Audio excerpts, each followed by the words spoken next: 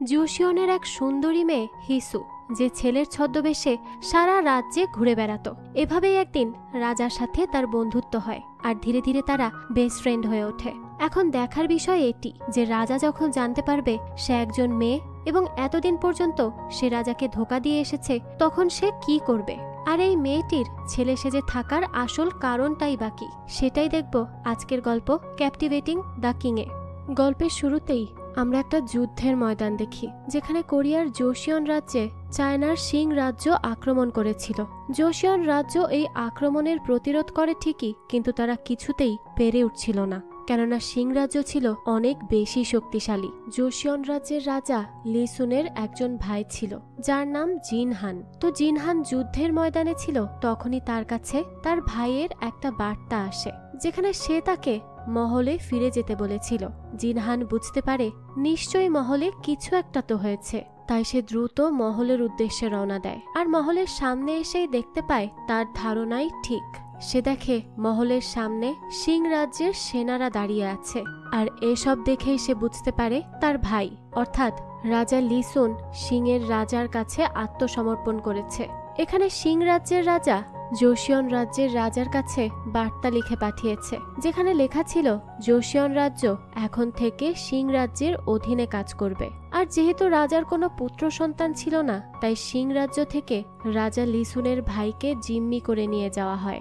রাজা তার ভাইকে অনেক বেশি ভালোবাসতো, তাই সে কাঁদতে কাঁদতে নিজে তার ভাইকে বিদায় জানায়, কারণ তার তো আর কিছু করার নেই। সে তার ভাইকে বলে দেয় সে যেন তার নিজের খেয়াল রাখে এবং অক্ষত অবস্থায় আবারও তাদের কাছে ফিরে আসে। কিন্তু রানী জিনহানকে জিম্মি বানিয়ে নিয়ে যাওয়ার খবর শুনে অনেক বেশি খুশি হয়, কেননা জিনহানের চলে যাওয়াতে রাজমহলে এখন শুধুমাত্র তার আর তার পরিবারের রাজই কেবল চলবে, সেখানে আর কেউ দখল দিতে পারবে না।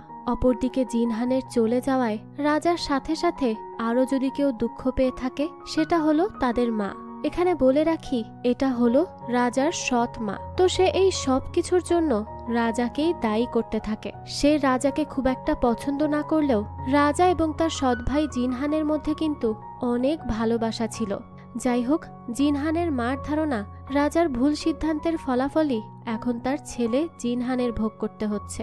জিনহানের সাথে আরো অনেক প্রজাকেও বন্দি বানিয়ে শিং রাজ্যে নিয়ে যাওয়া হয়। জিনহানকে কিছুটা হলেও সম্মান দেখিয়ে ঘোড়ায় চড়ে যাওয়ার সুযোগ দেওয়া হয়েছিল, কিন্তু বাকি প্রজাদের অনেক নির্মমভাবে আর নির্যাতন করতে করতে টেনে হিচড়ে নিয়ে যাওয়া হচ্ছিল। আর এই সব নির্যাতন অনেকেই সহ্য করতে পারে না, আর রাস্তাতেই ঢলে পড়ে মৃত্যুশয্যায়। জিনহান এই সব কিছু দেখে সহ্য করতে না পেরে এগিয়ে আসে। তখনই সৈনিকরা তলোয়ার দিয়ে তার পথ রোধ করে আর তাকে আটকে দেয়। জিনহান বুঝতে পেরেছিল সে এখন নিজের রাজ্যের প্রজাদের জন্য কিছুই করতে পারবে না, কেননা তার কাছে এখন কোনো ক্ষমতা নেই। তাই তাকে এখন নিজের বুদ্ধিমত্তা দিয়ে সকল পদক্ষেপ নিতে হবে। এই উদ্দেশ্য নিয়েই শিং রাজ্যে পৌঁছে যায় সে, আর সেখানে সে রাজার সব থেকে কাছের ভাই অর্থাৎ রুইয়ের সাথে বন্ধুত্ব করে নেয়। রুই বাদুক খেলতে অনেক বেশি পছন্দ করত। এটা দাবার মতোই একটা খেলা ছিল, তো জিনহান তাকে সবসময় এই খেলায় সঙ্গ দিত।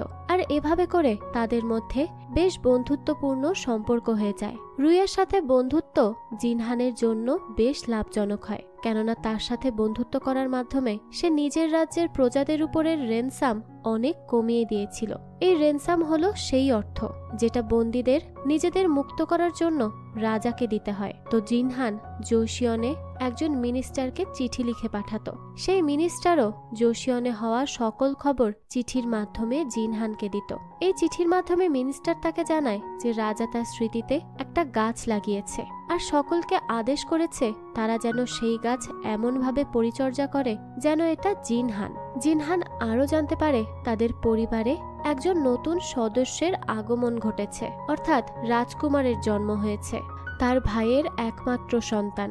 এটা জেনে তো জিনহান অনেক বেশি খুশি হয়ে যায়, কিন্তু শিংয়ের রাজা সেই ছোট্ট রাজকুমারকেও বন্দি বানাতে চাইছিল। তবে জিনহান তাকে এমনটা করতে দেয় না। সে রুইয়ের সাথে একটা ডিল করে, যেখানে সে রুইয়ের সাথে একটা লড়াইয়ে যাবে, আর বিনিময়ে রাজকুমারকে বন্দি বানানোর সিদ্ধান্ত বাতিল করে দেয়া হবে। তো শিংয়ের রাজা এখন বিশ্বাস করতে শুরু করেছিল যে জোশিয়নের লোকেরা এখন বিশ্বস্ত হয়ে উঠেছে, তাই তারা এখন আর বিদ্রোহ করবে না। এই বিশ্বাসে সে জিনহানকে মুক্ত করে দেয়। জিনহান এটা শুনে অনেক বেশি খুশি হয়ে যায়, কেননা সে ফাইনালি নিজের বাড়িতে যেতে পারবে। কিন্তু নিজের মহলে পৌঁছে সে দেখে সবকিছু পরিবর্তন হয়ে গিয়েছে। প্রথমত রাজা এখন অনেক বেশি অসুস্থ থাকে, আর দ্বিতীয়ত রাজা এখন জিনহানকে অনেক বেশি ঘৃণাও করতে শুরু করেছে।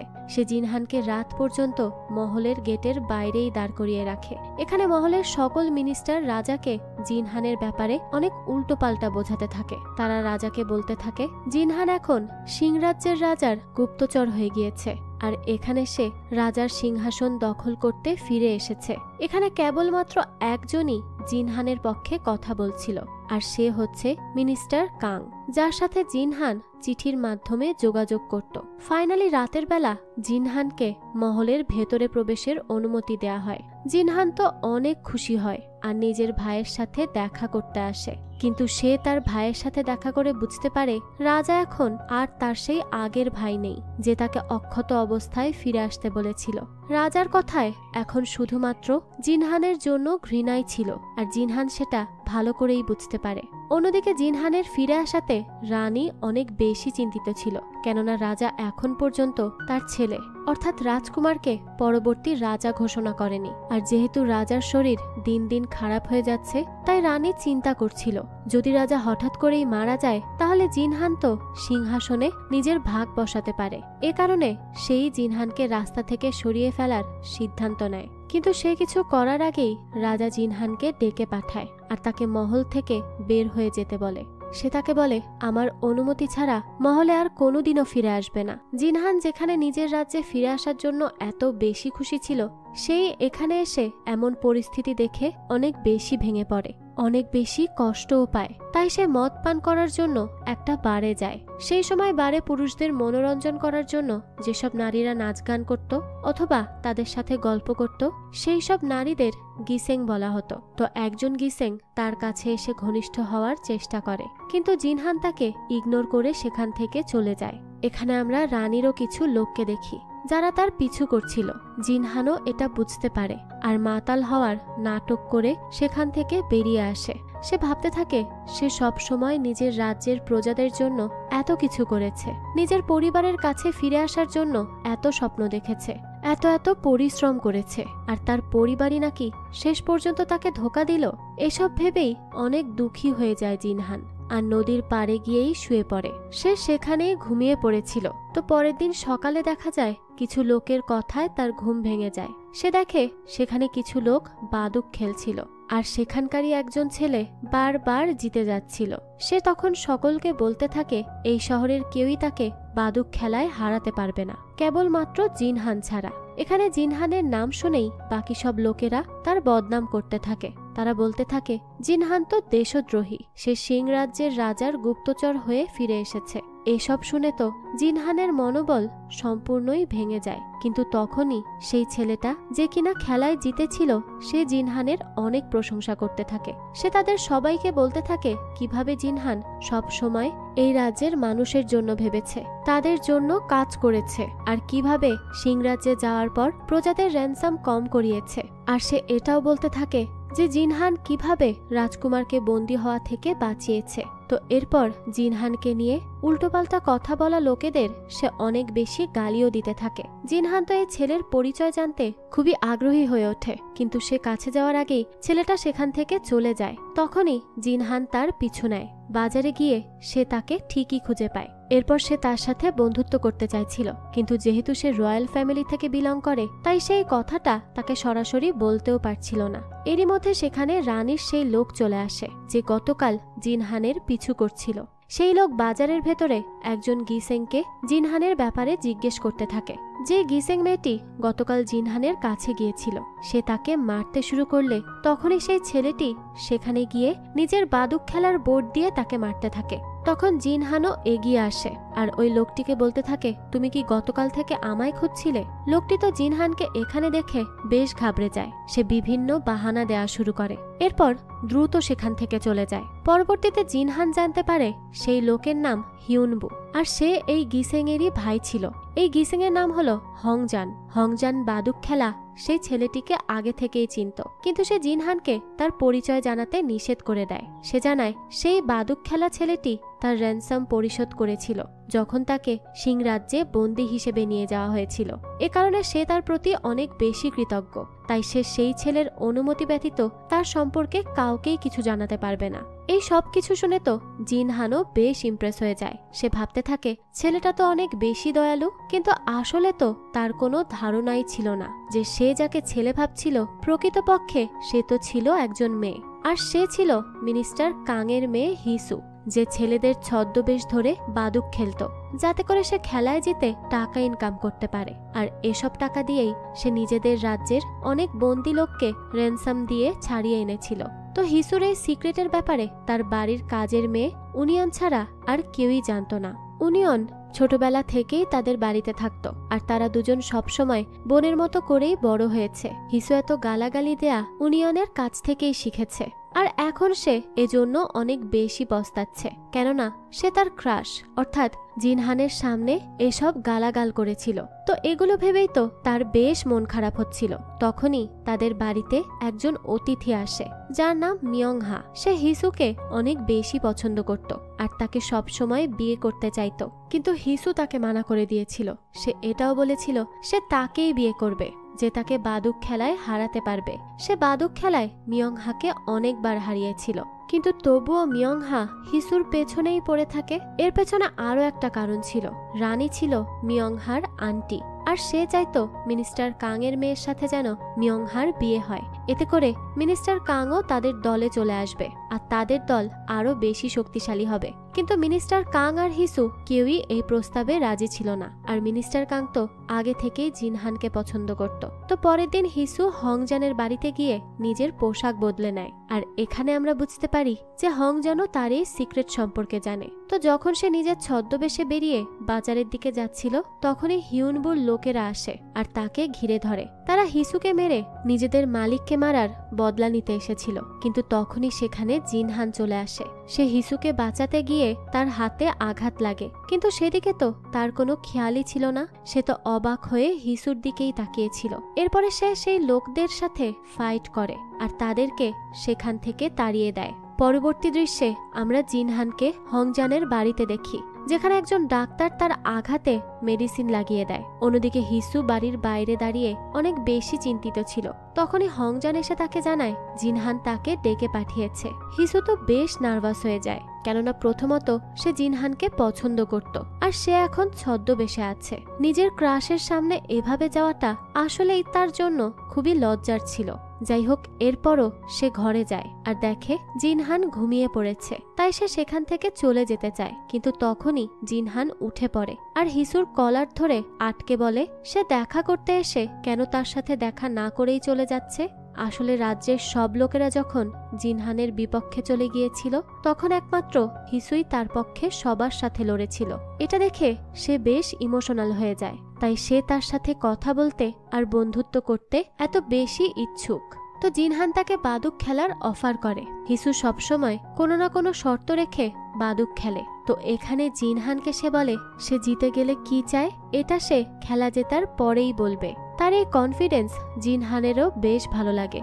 তো তারা খেলায় এতটাই মগ্ন হয়ে গিয়েছিল যে আশেপাশের কোনো কিছুরই খেয়াল তাদের ছিল না। তো হঠাৎই মুষলধারে বৃষ্টি নামে, আর এটা দেখেই তাদের খেলা থামে। কোরিয়ায় এমন বৃষ্টিকে বলা হতো মঙ্গ। জিনহানের এই মঙ্গ অনেক বেশি পছন্দ ছিল।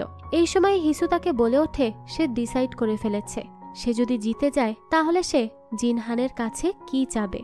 এই কথা শুনে তো জিনহান বেশ এক্সাইটেড হয়ে যায় এইটা জানার জন্য যে হিসু জিতে গেলে তার কাছ থেকে কি চাইতে পারে। তো এজন্য দেখা যায় সে ইচ্ছে করেই হেরে যায় আর বলে সে যা চায় তা যেন বলে দেয়। তখন হিসু তাকে একটা কলম দেয় আর বলতে থাকে জিনহান যেন তার নাম মঙ্গ রেখে দেয়, আর এখন থেকে সে এই নামেই নিজেকে পরিচিত করবে।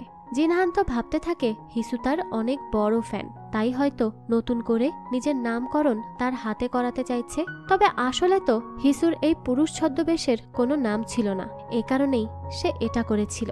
এরপরে জিনহান হিসুকে তাকে কাপড় পরতে সাহায্য করতে বলে, যেহেতু তার হাতে আঘাত ছিল। তখনই জিনহান খেয়াল করে হিসুর হাত অনেক বেশি কোমল, আর সে কাপড়ও ঠিকমতো পরাতে পারছিল না।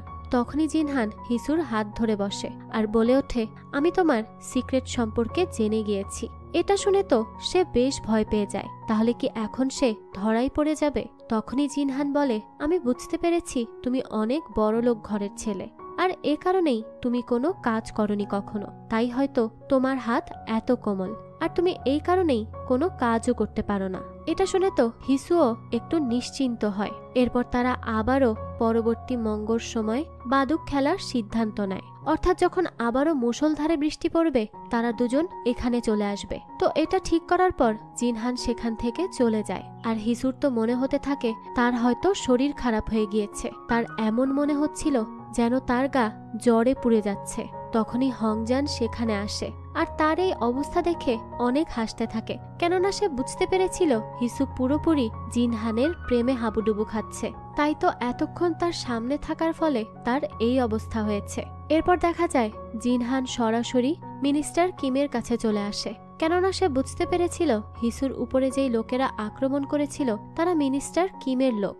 তো জিনহান এটা তো জানতো মিনিস্টার কিম তার পেছনে লোক লাগিয়েছে, কিন্তু সে এটা জানতো না তার সাপোর্টে যারা থাকবে সে তাদের উপরেও আক্রমণ করে বসবে। তাই সে এখানে মিস্টার কিমকে সাবধান করতে আসে যে সে যেন দ্বিতীয়বার এই ভুল না করে। তখনই জিনহানের লোকেরা সেই হিউনবুকে মিনিস্টারের বাড়ি থেকে চুপি চুপি বের হয়ে যেতে দেখে, আর এটা দেখে তারা সেই লোককে ধরে জিনহানের সামনে নিয়ে আসে। সেই সময় মিনিস্টার কিম বলতে থাকে যে সে এই গুন্ডাকে চেনে না, আর সে কারো উপর আক্রমণও করেনি। হিউনবুও তখন মিনিস্টারের সাথে তাল মিলায় আর বলতে থাকে সেই তো সবকিছু করেছে, এখানে মিনিস্টার কিমের কোনো হাত নেই। এরপর জিনহান মিনিস্টার কিমকে বলে তারা সকলে তাকে ভুল বুঝছে, তার রাজাকে সিংহাসন থেকে সরানোর কোনো উদ্দেশ্য নেই। কিন্তু মিনিস্টার কিম তার কোনো কথাই বিশ্বাস করে না, আর সে তো আগে থেকেই জিনহানকে পছন্দ করত না। তো জিনহান যখন সেখান থেকে চলে যাচ্ছিল তখনই তার সাথে সেই গুন্ডাদের সর্দার হিউনবুর দেখা হয়। সেখানে জিনহানের কাছে মাফ চাওয়ার জন্য অপেক্ষা করছিল, কেননা সে জানতো জিনহান চাইলেই তার জীবন ধ্বংস করে দিতে পারে। কিন্তু জিনহান তাকে বলে সে তাকে মাফ করবে যদি সেই বাদুক খেলা ছেলে আর তার বোন তাকে মাফ করে দেয়। কিন্তু হিউনবু নিজের বোনের থেকে মাফ চাওয়া তো দূর, সে উল্টো তার পেছনেই লোক লাগিয়ে দেয়, যাতে করে সুযোগ পেলে সে তার আর জিনহানের কোনো ক্ষতি করে দিতে পারে। তো পরের দিন জিনহানের কাছে খবর আসে রাজা অনেক বেশি অসুস্থ, তাই সে দ্রুত মহলের দিকে যায়। সেখানে আমরা দেখি রাজা তার ঘরে কাউকে প্রবেশ করতে দিচ্ছে না, এমনকি রানী আর রাজমাতাও ঘরের বাইরে দাঁড়িয়েছিল। আর রাজা কোনো ওষুধও খাচ্ছিল না, কেননা তার ধারণা ছিল সকলে তাকে মারার জন্য এই ওষুধে বিষ মিশিয়েছে। তাই দাসী যখন তাকে ওষুধ দিতে আসে সে তাকেও মারতে শুরু করে। রাজা অনেক বেশি কষ্টে ছিল, কেননা সে জানতো এখানে সবাই নিজের স্বার্থের জন্যই তাকে ব্যবহার করতে চাইছে। রানী চাইছে যাতে রাজা মৃত্যুর আগে তার ছেলেকে পরবর্তী রাজা ঘোষণা করে দিয়ে যায়, আর রাজমাতা যে কিনা তার সৎ মা সে চাইছে রাজা যেন দ্রুত মারা যায় আর জিনহান সিংহাসনে বসতে পারে। তো এখানে এমন কেউ ছিল না যে নিঃস্বার্থভাবে রাজাকে ভালোবাসে। তখনই সেই ঘরে জিনহান আসে। সে রাজাকে বলে সে প্রথমে এই ওষুধ খেয়ে পরীক্ষা করবে যে এখানে বিষ আছে কিনা। তো তার এই কথা শুনে রাজা ওষুধ খেয়ে নেয়। রানী যখন এই বিষয়ে জানতে পারে তখন তো অনেক বেশি রেগে যায়, কেননা অনেক কষ্টে সে তাদের দুই ভাইয়ের মধ্যে দূরত্ব সৃষ্টি করেছিল, আর এখন তো তার সব প্ল্যান বিফলে চলে যাচ্ছে। সে এই সব কথা আগে গিয়ে মিনিস্টার কিমকে বলে। তখন মিনিস্টার কিম জানায় তার কাছে আরো একটা প্ল্যান আছে। সে রাজাকে কি বলবে চায়না থেকে প্রেসার দেওয়া হচ্ছে যেন কোরিয়ার সেনা চায়নাতে পাঠানো হয়, আর তারা রাজাকে সিংহাসন থেকে সরিয়ে ফেলারও চিন্তা করছে। এ কারণে রাজকুমারকে পরবর্তী রাজা হিসেবে ঘোষণা করা খুবই জরুরি। মূলত সে নিজেই চায়নার সাথে এই ডিল করেছিল অর্থের লোভে। সে রাজাকে গিয়ে এই কথা জানালে রাজা তার কথা বিশ্বাস না করে উল্টো তাকে বলে সে কার কাছ থেকে এই তথ্য পেয়েছে। মিনিস্টার কিম তো এই কথার কোনো জবাব দিতে পারে না, তাই সে রাজাকে ডিস্ট্রাক্ট করার জন্য বলে সে তো এটা ভেবেই চিন্তিত যে রাজা যদি চায়নার কথা না মানে তাহলে চায়না এর আগের বারের মতো আবারও তাদের রাজ্যে হামলা করে দিতে পারে। চায়নার হামলার কথা শুনে এবার রাজা অনেক চিন্তিত হয়ে পড়ে। রাজা মিনিস্টার কাংকে ডাকে এ বিষয়ে আলোচনা করার জন্য। এখানে আমরা জানতে পারি সে সময় চায়নাতে দুটো রাজ্য ছিল, একটা ছিল সিং আর একটা ছিল মিং। সিং রাজ্য থেকেই কোরিয়ার সৈনিক পাঠাতে বলা হয়েছিল, কিন্তু রাজা এ কারণেই চিন্তিত ছিল সে যদি সিং রাজ্যে নিজের সেনাবাহিনী পাঠায় তাহলে মিং রাজ্য ভাববে কোরিয়া তাদের ধোঁকা দিয়েছে, কারণ মিং রাজ্যের সাথে এই জোশিয়ং রাজ্যের অনেক ভালো সম্পর্ক ছিল। তো এ কারণে রাজা মিনিস্টার কাংকে ডেকে মিং রাজ্যে নিজেদের গুপ্তচর পাঠাতে বলে, যাতে পরবর্তী সিং রাজ্যে তাদের সেনাবাহিনী পাঠাতে হলেও এই ব্যাপারে মিং রাজ্যের রাজা আগে থেকেই যেন অবগত থাকে। তো এই কাজ করার জন্য মিনিস্টার কাং পুরনো গুপ্তচর চু দালহাকে ডেকে পাঠায়। এখানে আমরা জানতে পারি দালহাকে হংজান পছন্দ করে, আর হিসু দালহার মাধ্যমেই সিং রাজ্যের অর্থ পাঠিয়ে নিজের রাজ্যের লোকেদের ছাড়িয়ে নিয়ে আসতো। তো হিসু যখন বাজারে ঘুরছিল তখন সে জিনহানকে কোথাও যেতে দেখে। মূলত জিনহানকে কিছু মিনিস্টার একটা গোপন মিটিং করার জন্য ডেকেছিল। তারা জিনহানকে রাজা হওয়ার প্রস্তাব দেয়, আর এটাও বলে তারা জিনহানকে সব রকমের সাহায্য করতে প্রস্তুত। এই কথা শুনে তো জিনহান অনেক বেশি রেগে যায়, কেননা সে তার ভাইয়ের প্রতি অনেক বেশি লয়াল ছিল। সে তাদেরকে হুমকি দিয়ে বলে পরবর্তীতে তারা কেউ যেন কখনো এই ধরনের চিন্তাও না করে। তখনই সেখানে আড়ালে দাঁড়িয়ে হিসুও এই সব কথা শুনছিল। এসব শুনে তো সে জিনহানকে আরো বেশি পছন্দ করতে শুরু করে। সেখান থেকে ফেরার পথে জিনহানের পিছু করতে গিয়ে হিসু পায়ে আঘাত পায়, আর এই সময় জিনহান তাকে দেখে ফেলে। সে তাকে প্রশ্ন করে হিসুও কি সে মিনিস্টারদের সাথে মিলিত কিনা। তো এর জবাবে সে বলে সে তাদের সাথে মিলিত না, বরং সে তো জিনহানকে বাজারে দেখেছিল আর সেখান থেকে তার পিছু করতে করতে এখানে চলে এসেছে। জিনহান তার কথা বিশ্বাস করে। এরপর তারা একটা নদীর পাড়ে গিয়ে বসে।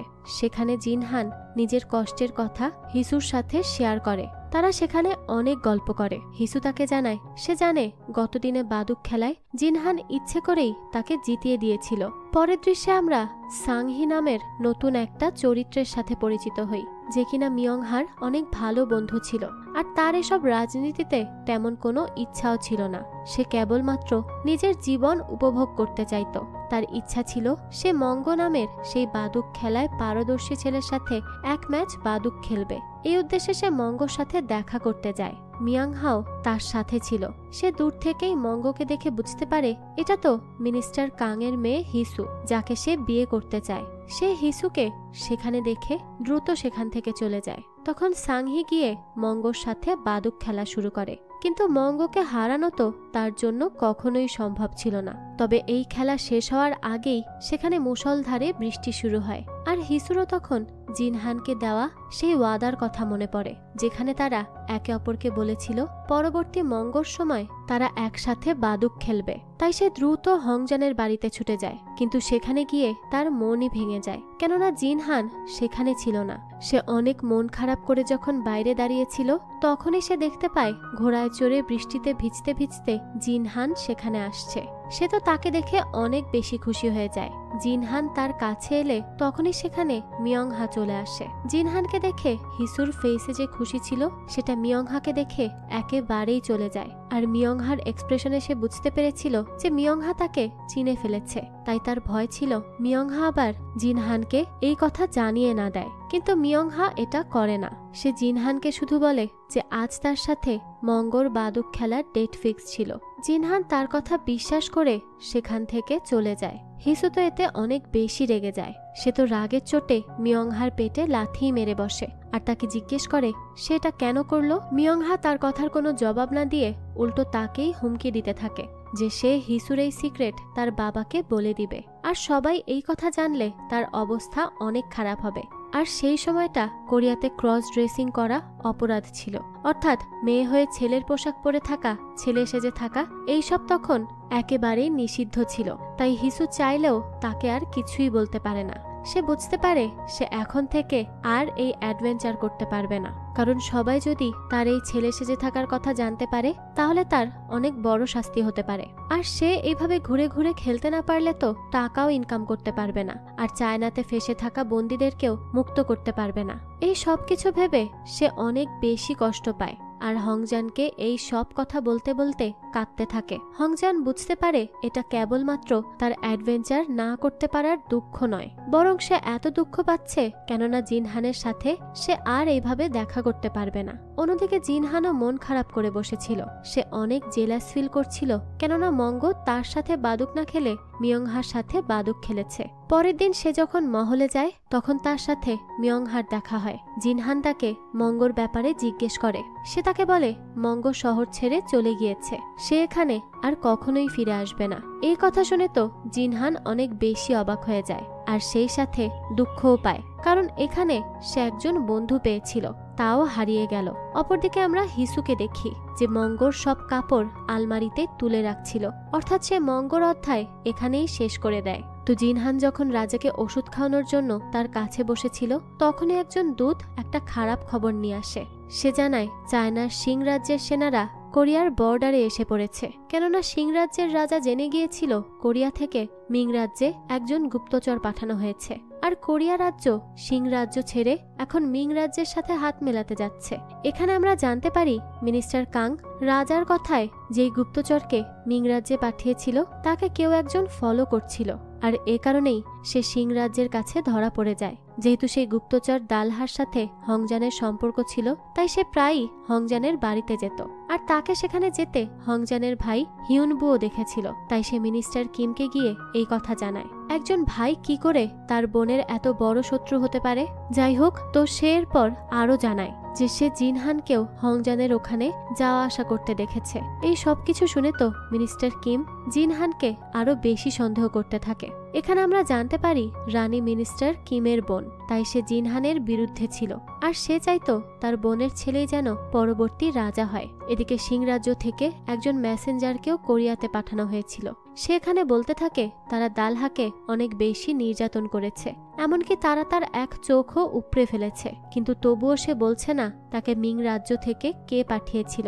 মিনিস্টার কাং বুঝতে পেরেছিল এখন যদি সব সে নিজের কাঁধে না নেয় তবে বিপদ তাদের রাজার উপরে চলে আসবে, তাই সে সকল অপরাধ নিজে স্বীকার করে নেয়। অন্যদিকে মিনিস্টার কিম ভাবতে থাকে জিনহানকে বাঁচানোর জন্য মিনিস্টার কাং সব দোষ নিজের উপর নিয়েছে, কেননা সবাই জানতো সে জিনহানকে অনেক বেশি পছন্দ করে। সে ভাবতে থাকে যদি কেউ এসে রাজার সামনে এটা বলে যে সে জিনহান আর দালহাকে একসাথে দেখেছে তবে জিনহানকে তার রাস্তা থেকে সরাতে অনেক বেশি সুবিধা হবে। সেই সময় হিউনবু তাকে বলে সাক্ষী তো তার বোন হংজান দিবে, কেননা তার বাড়িতেই তো রাজকুমার জিনহান আর দালহা দেখা করত, আর তাদের সাথে বাদুক খেলার একজন ছেলেও থাকতো।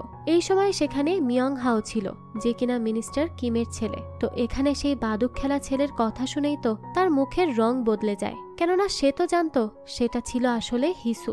অপরদিকে জিনহান যখন জানতে পারে মিনিস্টার কাংকে বন্দি বানিয়ে গ্রেফতার করে নিয়ে যাওয়া হবে তখন সে দ্রুত তার সাথে দেখা করতে আসে। এখানে আমরা জানতে পারি জিনহান ছোটবেলায় মিনিস্টার কাং এর কাছে পড়ালেখা শিখেছে, তাই সে তাকে মাস্টার বলেই ডাকে। তো মিনিস্টার কাং হিসুকে ডেকে জিনহানের সাথে দেখা করতে বলে, কিন্তু সে তো জানতো সে জিনহানের সামনে গেলেই তার আসল পরিচয় জিনহান জেনে যাবে, তাই সে নিজের মুখ লুকিয়ে দাঁড়িয়েছিল। জিনহান তো অনেক বেশি চিন্তিত আর তাড়াহুড়োতে ছিল, তাই সে সেদিকে নজর দেয় না। সে মিনিস্টারকে বলতে থাকে তার পরিবর্তে সে বন্দী হয়ে সিং রাজ্যে যাবে, কেননা এর আগেও সে জিম্মি হয়ে সেখানে গিয়েছিল আর সেখান থেকে ফিরেও আসতে পেরেছিল। মূলত সে রাজকুমার রুইয়ের ভরসাতেই এই কথা বলছিল, কেননা সে ভেবেছিল রুই তার ভালো বন্ধু। কিন্তু এখানে জিনহান জানতে পারে রুই তো তার সাথেই অনেক বড় ধোঁকাবাজি করেছে, সে তো শুধুমাত্র তার সাথে বন্ধুত্বের নাটক করেছিল। আর সে রাজার কাছ থেকে পেপার সাইন করিয়ে নিয়েছিল যে যদি রাজা সিং রাজ্যের কথা কখনো না মানে তবে তারা রাজাকে সিংহাসন থেকে সরিয়ে জিনহানকে রাজা বানিয়ে দিবে। মূলত এটা সে এ কারণেই করেছিল যাতে করে রাজা আর তার ভাইয়ের মধ্যে শত্রুতা শুরু হয়ে যায় আর তারা নিজেদের মধ্যেই লড়াই করতে থাকে, আর এর ফলে কোরিয়া রাজ্য ধীরে ধীরে আরো দুর্বল হয়ে যাবে। তো মিনিস্টার কাং চাইছিল না হিসু এই সব কিছু জানুক আর নিজের বাবাকে বন্দী হতে দেখে ফেলুক, তাই সে তার কাছ থেকে এই সব কিছু লুকিয়েছিল। কিন্তু হিসু আড়ালে দাঁড়িয়ে তার সব কথা শুনে ফেলে। অন্যদিকে মিনিস্টার কিম যে করেই হোক জিনহানকে বন্দী বানিয়ে সিং রাজ্যে পাঠাতে চাচ্ছিল, কিন্তু জিনহানের বিরুদ্ধে প্রমাণ আনার জন্য তার আরো কিছুটা সময়ের প্রয়োজন। তাই সে সিং রাজ্যের সেই মেসেঞ্জারের কাছে অনেক উপহার পাঠায় যাতে করে সে তাদের সাহায্য করে। সেই মেসেঞ্জার তাকে বলে সে মিনিস্টার কাংকে নিয়ে অনেক ধীরে ধীরে নিজের রাজ্যের দিকে যাবে। আর এর মধ্যেই যেন মিনিস্টার কিম জিনহানকে দোষী প্রমাণিত করে বন্দি বানিয়ে ফেলে, তাহলেই সে জিনহানকে নিয়ে যেতে পারবে। তো পরের দিন মিস্টার কাংকে বন্দি বানিয়ে সিং রাজ্যের উদ্দেশ্যে রওনা দেওয়া হয়। সবাই তো অনেক বেশি কষ্ট পায়, কেননা মিনিস্টার অনেক ভালো মানুষ ছিলেন। মিনিস্টার কাং নিজের মন্ত্রীর পোশাক খুলে সেখান থেকে চলে যায়। তখন মিয়ংহা তাকে বলে সে হিসুর খেয়াল রাখবে। সে ভেবেছিল মিনিস্টার চলে যাওয়াতে হিসু হয়তো অনেক বেশি দুর্বল হয়ে পড়বে, আর তখন নিশ্চয়ই তার কারো সাপোর্টের প্রয়োজন হবে। তাই সে নিজেই হিসুর কাছে চলে যায়, কিন্তু হিসু তখন তাকে সেখান থেকে চলে যেতে বলে, কারণ সে নিজেই নিজের খেয়াল রাখতে পারবে। জিনহানও এই সব বিষয়ে অনেক বেশি কষ্ট পেয়েছিল, কিন্তু তার কাছে এখন কোনো কিছু করারই উপায় ছিল না। অন্যদিকে রাজার কাছে মিনিস্টার কিম আসে। সে রাজাকে বলতে থাকে জিনহান তার বিরুদ্ধে ষড়যন্ত্র করছে, আর মিনিস্টার কাং রাজাকে ধোঁকা দিচ্ছে।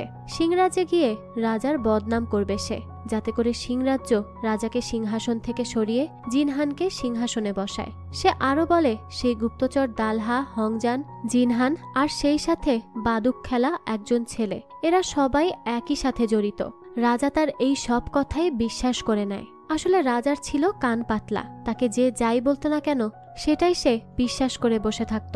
এজন্যই সে জিনহানের সব সাথীকে গ্রেফতার করার আদেশ দেয়। প্রথমত সৈনিকরা হংজানকে গ্রেফতার করে, আর যেহেতু তারা সেই বাদুক খেলোয়াড় ছেলেকে চিনত না, তাই তারা শহরের সকল বাদুক প্লেয়ারকে অ্যারেস্ট করে নেয় আর সবাইকে অনেক বেশি অত্যাচার করতে থাকে। কিন্তু কেউই জানতো না সেই বাদুক খেলার ছেলেটা আসলে কে ছিল। এটা তো জানতো শুধুমাত্র হংজান, কিন্তু অনেক অত্যাচারের পরেও সে কিছুই বলে না। তো তাদেরকে গ্রেফতার করতে হিসুর বাড়ির কাজের মেয়ে উনিয়নও দেখে ফেলে, আর সেই সব কিছু হিসুকে গিয়ে জানায়। সে তো এটা ভেবেই অনেক দুঃখ পায় যে তার জন্য নিরপরাধ মানুষদের অত্যাচার করা হচ্ছে। তাই সে ভাবতে থাকে তার তো শুধুমাত্র এটুকুই বলতে হবে যে জিনহান আর দালহার ভেতরে কোনো সম্পর্ক ছিল না, আর এটুকু বলেই সে ফিরে চলে আসবে। এটা ভেবে সে আবারও মঙ্গ সেজে বেরিয়ে পড়ে। কিন্তু মিয়ংহা তো জানতো একবার হিসু ধরা পড়লে তাকে এত সহজে ছাড়া হবে না। তাই সে হিসুকে থামানোর অনেক চেষ্টা করে, কিন্তু সে তার কোনো কথা না শুনে সরাসরি মিনিস্টার কিমের কাছে গিয়ে হাজির হয়। সেখানে গিয়ে সে বলে জিনহান আর দালহার মধ্যে কোনো সম্পর্ক ছিল না।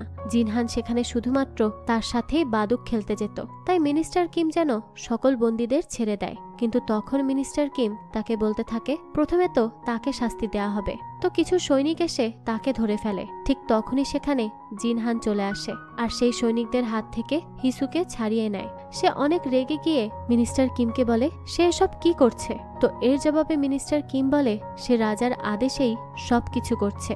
জিনহান বুঝে যায় তারা আবারও রাজাকে ভুলভাল বুঝিয়েছে, তাই সে এবার সরাসরি রাজার কাছেই চলে যায়। কিন্তু রাজার তো এবার একটু বেশি মাথা খারাপ হয়ে গিয়েছিল, তাই সে সরাসরি নিজের তলোয়ার বের করে জিনহানের গর্দানে ধরে আর বলতে থাকে তুই একজন বিশ্বাসঘাতক। যখন তুই সিং থেকে এই রাজ্যে ফিরে এসেছিলি তখনই আমার তোকে শেষ করে ফেলা উচিত ছিল। জিনহান তো তখন বারবার তাকে বোঝানোর চেষ্টা করে যে সে কিছুই করেনি, সে তার সাথে বিশ্বাসঘাতকতা করেনি। কিন্তু রাজা তো তার কোনো কথাই শুনছিল না। সে তো রেগে গিয়ে জিনহানের উপরেই আক্রমণ করে দেয়। তখনই জিনহান রাজার হাত আটকে দেয় আর রেগে গিয়ে সে উল্টো রাজার হাত থেকে তলোয়ার ছিনিয়ে নিয়ে রাজার গর্দানেই তলোয়ার ধরে বসে। তবে যখনই সে বুঝতে পারে সে তলোয়ার ফেলে দিয়ে রাজার সামনে হাঁটু গেড়ে বসে, তখন রাজা বলতে থাকে জিনহান তাকে হত্যা করে নিজে রাজা হতে চায়। জিনহান বলে সে তাকে ভুল বুঝছে, সে এমন কিছুই চায় না। তখন রাজা তাকে বলে সে জিনহানকে তখনই বিশ্বাস করবে যখন সে নিজের জীবন নিজে দিয়ে দিবে। তো এর জবাবে জিনহান বলে সে নিজে তো এটা করতে পারবে না, তবে রাজা চাইলে তার গর্দান এখনই নিয়ে নিতে পারে। রাজা জিনহানের গর্দান নেয়ার উদ্দেশ্যে তলোয়ার ঠেকাতেই হঠাৎ করেই তার রক্ত বমি শুরু হয়ে যায়। মূলত কিছুক্ষণ আগেই রাজাকে যেই ওষুধ খাওয়ানো হয়েছিল তার ভেতরে বিষ মেশানো ছিল। রাজা তো নিজের শেষ সময়ে জিনহানের কোলেই মাথা রাখে। সে বুঝতে পারে জিনহানের আসলেই কোনো খারাপ উদ্দেশ্য ছিল না। জিনহান তো তাকে ভাই হিসেবে অনেক বেশি ভালোবাসতো। তাই সে জিনহানকে বলে ভাই আমার, আমি তোমাকে দায়িত্ব দিয়ে যাচ্ছি, আমার হত্যাকারীদেরকে খুঁজে বের করো, আর আমার ছেলেকে পরবর্তী রাজা বানানোর দায়িত্ব আমি তোমাকে দিয়ে যাচ্ছি। তো রাজার মুখে এতদিন পর নিজের জন্য এমন ভালোবাসার ডাক শুনে তো জিনহান অনেক বেশি আবেগী হয়ে যায়। জিনহানের কোলেই রাজা নিজের শেষ নিঃশ্বাস ত্যাগ করে। রাজার মৃত্যুর খবর শুনে সব মিনিস্টাররা রাজার মহলে চলে আসে। জিনহান সেখানে সবার সামনে বলে রাজা তাকে পরবর্তী রাজা হিসেবে দায়িত্ব দিয়ে গেছে। আমরা তো সবাই জানি যে জিনহানের সিংহাসনে বসার কোনো লোভই নেই, কিন্তু এখন সে কেন সবাইকে এই মিথ্যা কথা বলছে সেটা তো আমরা সামনেই জানতে পারবো। তো মিনিস্টার কিম তো কিছুতেই এটা মানতে চাইছিল না যে রাজা তাকে রাজ্যের দায়িত্ব দিয়ে গেছে। জিনহান তো এটা আগে থেকেই জানতো যে তাকে হয়তো কেউ বিশ্বাস করবে না, তাই সে নিজের জন্য একজন সাক্ষী আগে থেকেই তৈরি করে রেখেছিল। সেটা আর কেউ নয়, রাজার সেই দাসী দোং ছিল, যে রাজার মৃত্যুর সময় সেখানেই উপস্থিত ছিল। আর সে জানতো রাজা পরবর্তী রাজা হিসেবে নিজের ছেলেকেই ঘোষণা করে গিয়েছিল, কিন্তু সে জিনহানের কথায় তার হয়ে সাক্ষী দেয়, কারণ সে জিনহানকে আগে থেকেই পছন্দ করত। তাই জিনহানের এক কথাতেই সে সাক্ষী দিতে রাজি হয়ে যায়। অন্যদিকে দোংয়ের এই সাক্ষী দেওয়ার জন্য রাজমাতা তাকে অনেক দামি একটা উপহার দেয়। সে তাকে সেই মালা উপহার দেয় যেটা কেবলমাত্র রানীদের কাছেই থাকতো। তো রাজমাতা রাজার মৃত্যুতে অনেক বেশি খুশি ছিল, কারণ এখন তার ছেলে সিংহাসনে বসতে পারবে। কিন্তু মিনিস্টার কিম কিছুতেই জিনহানকে সিংহাসনে বসতে দিতে রাজি ছিল না। সে বিভিন্ন ষড়যন্ত্র করতে থাকে। সে এটাও প্ল্যান করে যে যে করেই হোক সে ওই বাদুক প্লেয়ার ছেলেকে অর্থাৎ হিসুকে জিনহানের বিরুদ্ধে সাক্ষী দেওয়াবে। এইটা বলে যে জিনহান আর গুপ্তচর দালহা ষড়যন্ত্র করে তাদের এই রাজ্যের সাথে বিশ্বাসঘাতকতা করতে যাচ্ছিল। আর এতে জিনহান রাজা হওয়ার বদলে তাকে উল্টো কারাগারে পাঠানো হবে। মিয়ংহা তো হিসুর আসল পরিচয় জানতো, তাই সে নিজের বাবাকে বলে সে নিজে হিসুর সাথে কথা বলতে চায়। তো এরপর সে হিসুকে অনেক বোঝানোর চেষ্টা করে, কিন্তু হিসু তার কোনো কথা শুনতেই রাজি ছিল না। উল্টো সে তাকে ভুল বোঝে। মিয়ংহার হিসুর জন্য অনেক বেশি চিন্তা হচ্ছিল, তাই সে সেখান থেকে আসার সময় রক্ষীকে হুমকি দিয়ে আসে তারা যেন হিসুর গায়ে কোনো প্রকার আঘাত না করে, তাহলে সে তাদের অবস্থা অনেক খারাপ করে দিবে। অন্যদিকে মিনিস্টার কিম জানতো যদি জিনহান একবার রাজা হয়ে যায় তবে সে তাদের কাউকেই ছাড়বে না। তাই সে একটা মিথ্যা চিঠি লেখে, যেখানে লেখা ছিল বাদুক প্লেয়ার জিনহানের বিরুদ্ধে সাক্ষী দিয়েছে। জিনহান সেই গুপ্তচরের সাথে মিলিত ছিল।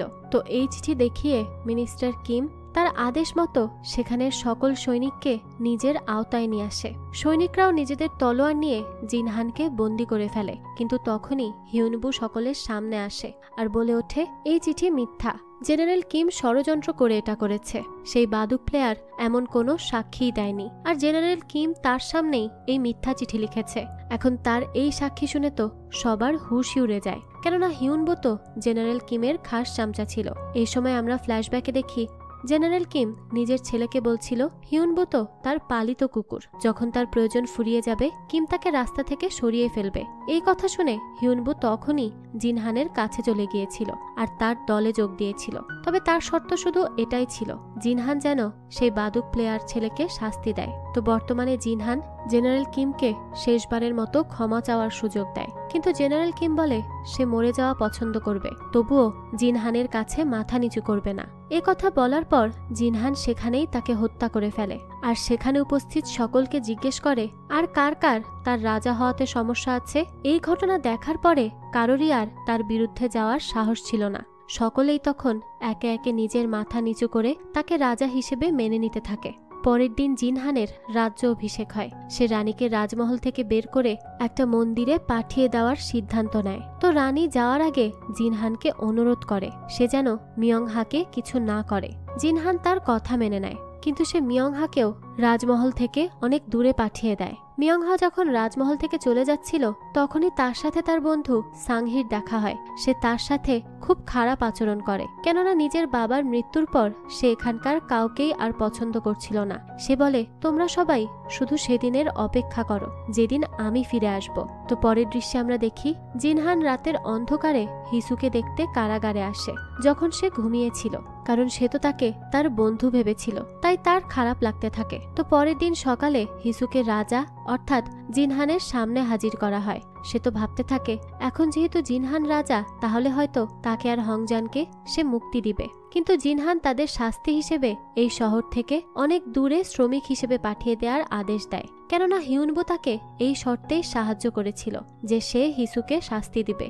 জিনহান এমনটা মোটেও করতে চায়নি, কিন্তু সে বাধ্য হয়েই হিসুকে এই শাস্তিটা দেয়। হিসু তাকে অনেক অনুরোধ করতে থাকে, এমনকি সে তাকে তাদের বন্ধুত্বের কথাও মনে করিয়ে দেয়, কিন্তু জিনহান বলে রাজার কখনো জিনহানেরও কোনো বন্ধু থাকে না। এসব বলতে জিনহানেরও অনেক কষ্ট হচ্ছিল, কিন্তু সে তা প্রকাশ না করে সেখান থেকে চলে যায়। এরপরে আমরা দেখি সৈনিকরা হিসুদের ধরে বেঁধে নিয়ে যাচ্ছিল, যেখানে হংজানের অবস্থা অনেক বেশি খারাপ ছিল।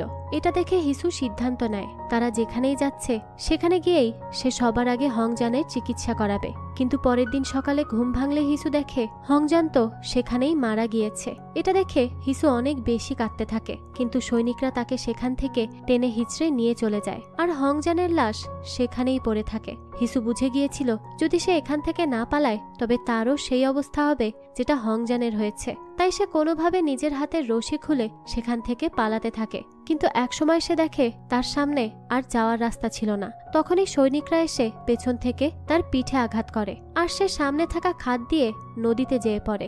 সৈনিকরা ভাবতে থাকে এখান থেকে সে কখনোই আর বেঁচে ফিরতে পারবে না, তাই তারা সেখান থেকে নিশ্চিন্তে চলে যায়। কিন্তু হিসু বেঁচে গিয়েছিল, আর যখন তার জ্ঞান ফেরে তখন সে মনে মনে প্রতিজ্ঞা করে সে জিনহানের এই বিশ্বাসঘাতকতার বদলা অবশ্যই নিবে। এরপর কেটে যায় 3 বছর। এই 3 বছরে জিনহান অনেক বেশি একা হয়ে গিয়েছিল। সে নিজের জন্য একটা আলাদা মহলও তৈরি করে, যেখানে সে একা একাই বাদুক খেলতো। একসময় সে পুরো শহরে ঘোষণা দেয় এই শহরের সেরা বাদুক প্লেয়ারদের রাজার সাথে বাদুক খেলার সুযোগ দেওয়া হবে। এটা দেখে অনেক মানুষ সেখানে নিজের নাম লেখায়। তখনই আমরা সেখানে একজন ছেলেকে আসতে দেখি, যে নিজের নাম লেখায় কাং মঙ্গ, যে আর কেউ নয় বরং আমাদের হিসু ছিল। সে ফিরে এসেছিল 3 বছর আগে সে যেই প্রতিজ্ঞা করেছিল সেটা পূরণ করতে। এখন এটাই দেখার পালা সে সামনে আর কি করতে চলেছে। তো এরপর আমরা দেখি জিনহান এই 3 বছরে অনেক বদলে গিয়েছে, আর তার এখন অনেকগুলো রানীও আছে। কিন্তু সে তাদের কেবলমাত্র নিজের মায়ের চাপে পড়ে মহলে এনেছে। নিজের ইচ্ছায় সে এসব কিছুই করেনি। সে তো তাদের কারো সাথেই থাকে না, এমনকি তাদেরকে নিজের কাছে আসতেও দেয় না। সে একা একা থাকতেই পছন্দ করত বেশি। কিন্তু এই ব্যাপারটায় রাজমাতা অনেক বেশি রেগেছিলেন। সে উল্টো রানীদের উপরেই ক্ষিপ্ত হয়ে ওঠে, কেননা সে এখনো নাতি নাতনির মুখ দেখতে পায়নি।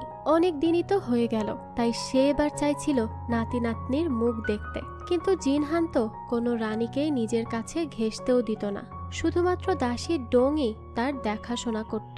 একমাত্র এই নারী তার দেখা পেত। এ কারণে পুরো রাজমহলে এটা ছড়িয়ে যায় যে রাজা জিনহানের সাথে দাসী ডোংয়ের সম্পর্ক রয়েছে। অপরদিকে রাজা আরও একটা কারণে অনেক বেশি রেগে থাকত, কেননা তার ভাই সে সিং রাজ্যে চলে যাওয়ার পর তার স্মরণে যেই গাছটি লাগিয়েছিল সেটা ধীরে ধীরে শুকিয়ে যাচ্ছে, আর এখন পর্যন্ত কোনো মন্ত্রী এর কোনো সমাধান বের করতে পারেনি। তাই সে তাদের উপর রেগে গিয়ে তাদেরকে একে একে বরখাস্ত করতে থাকে। জিনহান মনে মনে ভাবছিল তার ভাইয়ের আত্মা হয়তো তার উপরে অসন্তুষ্ট, কেননা তার কথা মতো সে রাজকুমারকে রাজা না বানিয়ে নিজে রাজ সিংহাসনে বসেছে। সেজন্যই হয়তো এমনটা হচ্ছে। আর এই সমস্ত খবর হিসুর গুপ্তচর হোয়াং চিঠিতে লিখে তাকে জানাতো। তো এই সময় দেখা যায় হিসু তার বাবার বন্ধু কিমজের বাড়িতে থাকে, আর এখান থেকেই সে রাজার বিরুদ্ধে প্রতিশোধ নেওয়ার প্রস্তুতি নিচ্ছিল। কিন্তু রাজা পর্যন্ত পৌঁছাতে তো একটা মাধ্যম লাগবে। এজন্য তারা দংসং নামের এক লোকের সাথে দেখা করে তার সাহায্য নেওয়ার উদ্দেশ্যে, কেননা সেই ব্যক্তি নিয়মিত জিনহানের সাথে বাদুক খেলত। হিসুর এই প্ল্যানে হংজানের প্রেমিক সেই গুপ্তচর দালহাও যুক্ত ছিল, কেননা সে জিনহানকে হত্যা করে হংজানের মৃত্যুর প্রতিশোধ নিতে চাইছিল। কিন্তু তাদের প্ল্যান তো তখনই ফ্লপ হয়ে যায় যখন হঠাৎ করেই দংসং এর রহস্যময় মৃত্যু হয়। নদীর পাশে তার লাশ পাওয়া যায়। কেউই আসলে বুঝে উঠতে পারছিল না তার মৃত্যু কি কারণে হয়েছে। সকলের ধারণা ছিল সে হয়তো রাজার বিরুদ্ধে কিছু একটা বলেছিল, তাই হয়তো রাজাই তাকে মেরে ফেলেছে। তো মহলে জিনহান ছাড়াও আরো 3 জন মন্ত্রী ছিল যাদের বেশ দাপট ছিল। তো তাদের মধ্যে একজন ছিল জিনহানের আঙ্কেল মিনিস্টার পার্ক, অপরজন ছিল রানীর বাবা মিনিস্টার ওক, আর আরেকজন ছিল মিনিস্টার মিং। তো মিনিস্টার পার্ক রাজার কাছে এসে বলতে থাকে, মহারাজ কিম মিয়ং হা ঠিকমতো নিজের কাজ করছে না, তাই আপনি তাকে বড় কোনো শাস্তি দিন, সে শাস্তিরই যোগ্য। রাজা তখন বুঝতে পারে এসব আসলে পার্কের নাটক, কেননা সে জানতো মিনিস্টার পার্ক আর মিয়ংহার বাবা মিনিস্টার কিম একে অপরের শত্রু ছিল। যদিও মিনিস্টার কিম এখন মারা গেছে, তবুও মিনিস্টার পার্কের রাগ তার উপরে এখনো কমেনি। তাই এখন সে নিজের শত্রুতা মিয়ংহার উপর চাপাচ্ছে। জিনহান বুঝতে পারে এই সব মিনিস্টার পার্কের ষড়যন্ত্র, তবু সে তাকে কিছুই বলে না, কেননা সে ছিল রাজমাতার আত্মীয়। এ কারণেই সে না চাইতেও চুপ করে থাকে। তো দেখা যায় 3 বছর পর মিয়ংহা আবারও মহলে ফিরে আসে। সে বুঝতে পেরেছিল এখানে সবাই তার বিরুদ্ধে কিছু না কিছু করার প্ল্যানিং করেছে, আর রাজা নিশ্চয়ই তাকে শাস্তি দেওয়ার জন্যই এখানে ডেকেছে। কিন্তু তার বন্ধু সাংহি তাকে বলে, যদি তোমার ভাগ্য ভালো থাকে তবে ভালো কিছুই হবে, তাই ভাগ্যের উপরে বিশ্বাস রাখো, এভাবে ভেঙে পড়লে চলবে না। দেখা যায় তার কথাটাই সত্যি হয়। জিনহান তো তাকে শাস্তি দেয় না, এর পরিবর্তে তাকে একটা কাজ দেয়। আগের রাজা অর্থাৎ জিনহানের ভাই তার স্মৃতিতে যেই গাছ লাগিয়েছিল সেই গাছ পরিচর্যার দায়িত্ব সে মিয়ংহাকে দেয়। সে আরো বলে, যদি মিয়ংহা এই গাছ আবারও আগের মতো করতে না পারে তবে সে তাকে শাস্তি দিবে। এইটা শুনে তো মিনিস্টার পার্কের মুখের রঙই বদলে যায়, কেননা সে তো চেয়েছিল মিয়ংহা বড় কোনো শাস্তি পাক। এই জন্যই তো সে রাজার কানেও বিষ ঢেলেছে, কিন্তু রাজা তো তেমন কিছুই করল না। এখানে তো সে তাকে উল্টো চাকরির ব্যবস্থা করে দিল। তো এরপর দেখা যায় মিনিস্টার পার্ক নিজের স্বভাব অনুযায়ী রাজার এই সিদ্ধান্তে আবারও নাক গলাতে শুরু করে। কিন্তু এতে জিনহান বেশ রেগে যায় আর তাকে সাবধান করে দিয়ে বলে সে যাতে নিজের সীমার মধ্যে থাকে, তার সিদ্ধান্তে যেন সে আর নাক গলাতে না আসে। তো পরের দৃশ্যে আমরা দেখি হিসু বাদুক কম্পিটিশনে অংশগ্রহণ করার জন্য প্ল্যানিং করছিল। তার প্ল্যান ছিল সে এই বাদক কম্পিটিশনে জিতে মহলে প্রবেশ করবে, আর তারপর সে রাজার সাথে খেলার সুযোগ পাবে। আর তখনই কোনো না কোনোভাবে সে রাজাকে সিংহাসন থেকে ঠিকই সরিয়ে দিবে। কিন্তু তার এই প্ল্যানিংয়ে উনিয়ন মোটেও খুশি ছিল না, কেননা সে জানতো এতে হিসুর জীবনেরও অনেক ঝুঁকি আছে, যে কোনো সময় সে ধরা পড়তে পারে, আর একবার ধরা পড়লেই রাজা তার প্রাণও নিয়ে নিতে পারে। তাই সে বারবার হিসুকে নিষেধ করতে থাকে যে সে যেন এমন প্ল্যান না করে। কিন্তু হিসু তো তার নিষেধ শোনেই না। সে চলে যায় বাদুক কম্পিটিশনে অংশগ্রহণ করতে, আর দেখা যায় খুব সহজেই সে প্রথম রাউন্ডেই জিতে যায়। সেই সময় সেখানে সাংহিও উপস্থিত ছিল। তখনই তার মনে পড়ে এই ছেলের সাথে তো সে একবার বাদুক খেলেছিল। তাই সে হিসুকে মঙ্গ বলে ডাকে, কারণ হিসুর ছেলের ছদ্মবেশের নাম তো মঙ্গই ছিল। যাই হোক, তো সে যেহেতু তাকে আগে থেকেই চেনে, তাই সাংহি তাকে বলে যে যদি তার কম্পিটিশনে কোনো প্রকার সাহায্যের প্রয়োজন হয় তাহলে সে যেন সাংহিকে সেটা জানায়, সে তাকে যথাযথভাবে সাহায্য করবে। তো তার কথা শুনে হিসুও বেশ খুশি হয়। এরপর সাংহি মিয়ংহাকে গিয়েও এই কথা জানায়। সে তাকে বলে আজ তার মঙ্গর সাথে দেখা হয়েছিল, আর সেও এই কম্পিটিশনে অংশগ্রহণ করছে। মিয়ংহা তো জানতো যে মঙ্গ আসলে হিসু, তাই সে তো এই কথা বিশ্বাসই করতে পারছিল না। তো পরদিন যখন সে নিজে মঙ্গকে দেখে তখন সে বিশ্বাস করতে বাধ্য হয়। তো সে তাকে বলতে থাকে হিসু এভাবে কেন এসেছে, সে কি জানে না এই মহলে আসা তার জন্য কতটা বিপজ্জনক। সে আরো কিছু বলতে যাবে তার আগেই সেখানে সাংহি চলে আসে, তাই সে আর হিসুকে কিছু বলতেও পারে না। রাতের বেলা হিসু আর উনিয়ন একসাথে বসেছিল, তখনই হিসুর অতীতের কথা মনে পড়তে থাকে। ফ্ল্যাশব্যাকে আমরা দেখি যেদিন সে নদীতে পড়ে গিয়েছিল তখন তাকে উনিয়ন আর তার মাই খুঁজে পেয়েছিল। যখন রাজার সিপাহীরা নিচে নেমে এসে নদীর পাড়ের আশেপাশে তাকে খুঁজে বেড়াচ্ছিল তখনই উনিয়ন আর তার মা তাকে নিয়ে দ্রুত লুকিয়ে পড়ে, আর এভাবে করেই তাদের জন্যই সেদিন তার জীবনটাও বেঁচে যায়। তাই সে উনিয়নদের প্রতি অনেক বেশি কৃতজ্ঞ। অন্যদিকে রাজা দাসী ডোংয়ের কাছ থেকে সেই সমস্ত ছেলেদের নাম শুনছিল যারা পরবর্তী রাউন্ডের জন্য কোয়ালিফাই হয়েছে। তখনই সেখানে সে কিম মঙ্গর নাম শোনে, আর এই নাম শুনেই তো সে চমকে ওঠে। সে ভাবতে থাকে এটা তার বন্ধু মঙ্গ নয় তো। তো এই বিষয়ে শিওর হওয়ার জন্য সে পরের দিন নিজেই বাদুক কম্পিটিশনে গিয়ে হাজির হয়, আর সেখানে গিয়ে মঙ্গকে দেখে সে তো তখনই চিনে ফেলে। তার তো হার্টবিটই বন্ধ হয়ে যাওয়ার উপক্রম হয়, কিন্তু সে এমন একটা ভাব করে যেন সে মঙ্গকে এই প্রথমবার দেখল। অপরদিকে হিসুও এতদিন পর নিজের ভালোবাসার মানুষকে চোখের সামনে দেখে বেশ ইমোশনাল হয়ে যায়, কিন্তু তারপরও তার যে প্রতিশোধ নিতে হবে তাই সে নিজেকে সামলে নেয়। এদিকে জিনহান তাকে না চেনার ভান করলেও জিনহানের দেহরক্ষী ঠিকই মঙ্গকে চিনে ফেলে, কিন্তু সে এই ব্যাপারে তখন কাউকেই কিচ্ছু বলে না। তো জিনহান পরের ম্যাচ হিসুর সাথে মিয়ংহাকে খেলতে বলে। হিসু তো তাকে বেশ সহজেই হারিয়ে দেয়। তখনই জিনহান মিয়ংহাকে একটা গুটি দেখায় আর বলতে থাকে যদি সে এই গুটিটা স্যাক্রিফাইস করত তাহলে সে জিতে যেত। হিসু অর্থাৎ মঙ্গ তখন বলে ওঠে এমনটা মোটেও নয়, একটা গুটি স্যাক্রিফাইস করলেই সব সময় জেতা যায় না। এখানে মঙ্গ জিনহানকে অতীতের কথা উদ্দেশ্য করেই এভাবে কথা বলছিল, আর জিনহানও সেটা বেশ ভালোভাবেই বুঝতে পারে। কিন্তু সে তাকে বলে যদি তুমি এতই জ্ঞানী হয়ে থাকো তাহলে এই বাদুক কম্পিটিশন জিতে আমার সাথে বাদুক খেলতে চলে এসো, তাহলেই বুঝতে পারবো তুমি কতটা জ্ঞানী। এরপর আমরা জিনহানকে রাজমাতার সাথে দেখা করতে যেতে দেখি। সেখানে তার সব রানীরাও উপস্থিত ছিল।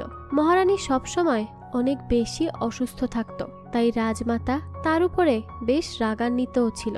তো সেখানে পৌঁছানোর পর রাজমাতা জিনহানকে বলে আমি জানতে পেরেছি তুমি তোমার পছন্দের বাদুক খেলোয়াড়কে খুঁজে পেয়েছ।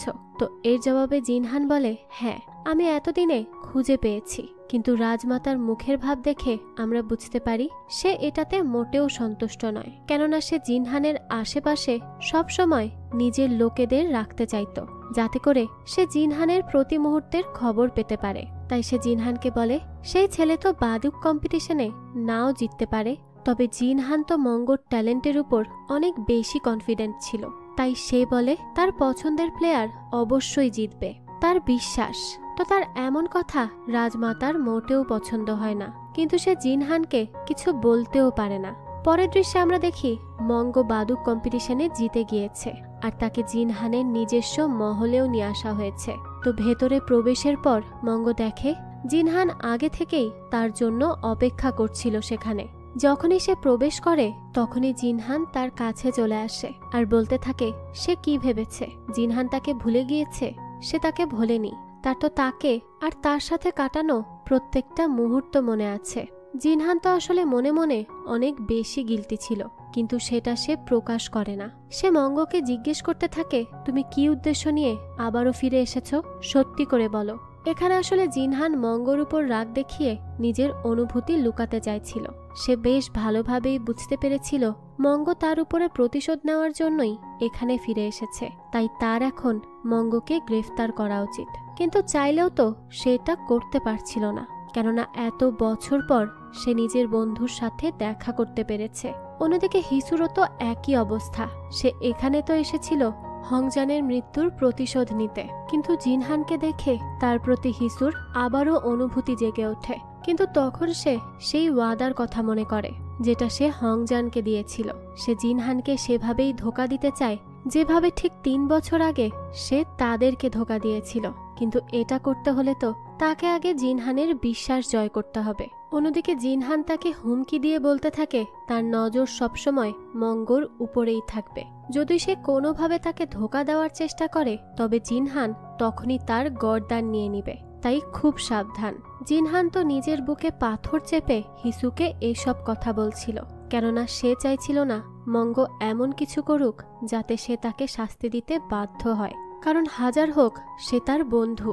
অপরদিকে দাসী ডোং যখন জানতে পারে জিনহান মঙ্গকে তার নিজস্ব মহলে ডেকে নিয়ে গিয়েছে, সে তো তখন অনেক বেশি রেগে যায়, কেননা সে জিনহানকে অনেক পছন্দ করত, কিন্তু জিনহান তাকেও কখনো সেই মহলে ঢোকার অনুমতি দেয়নি।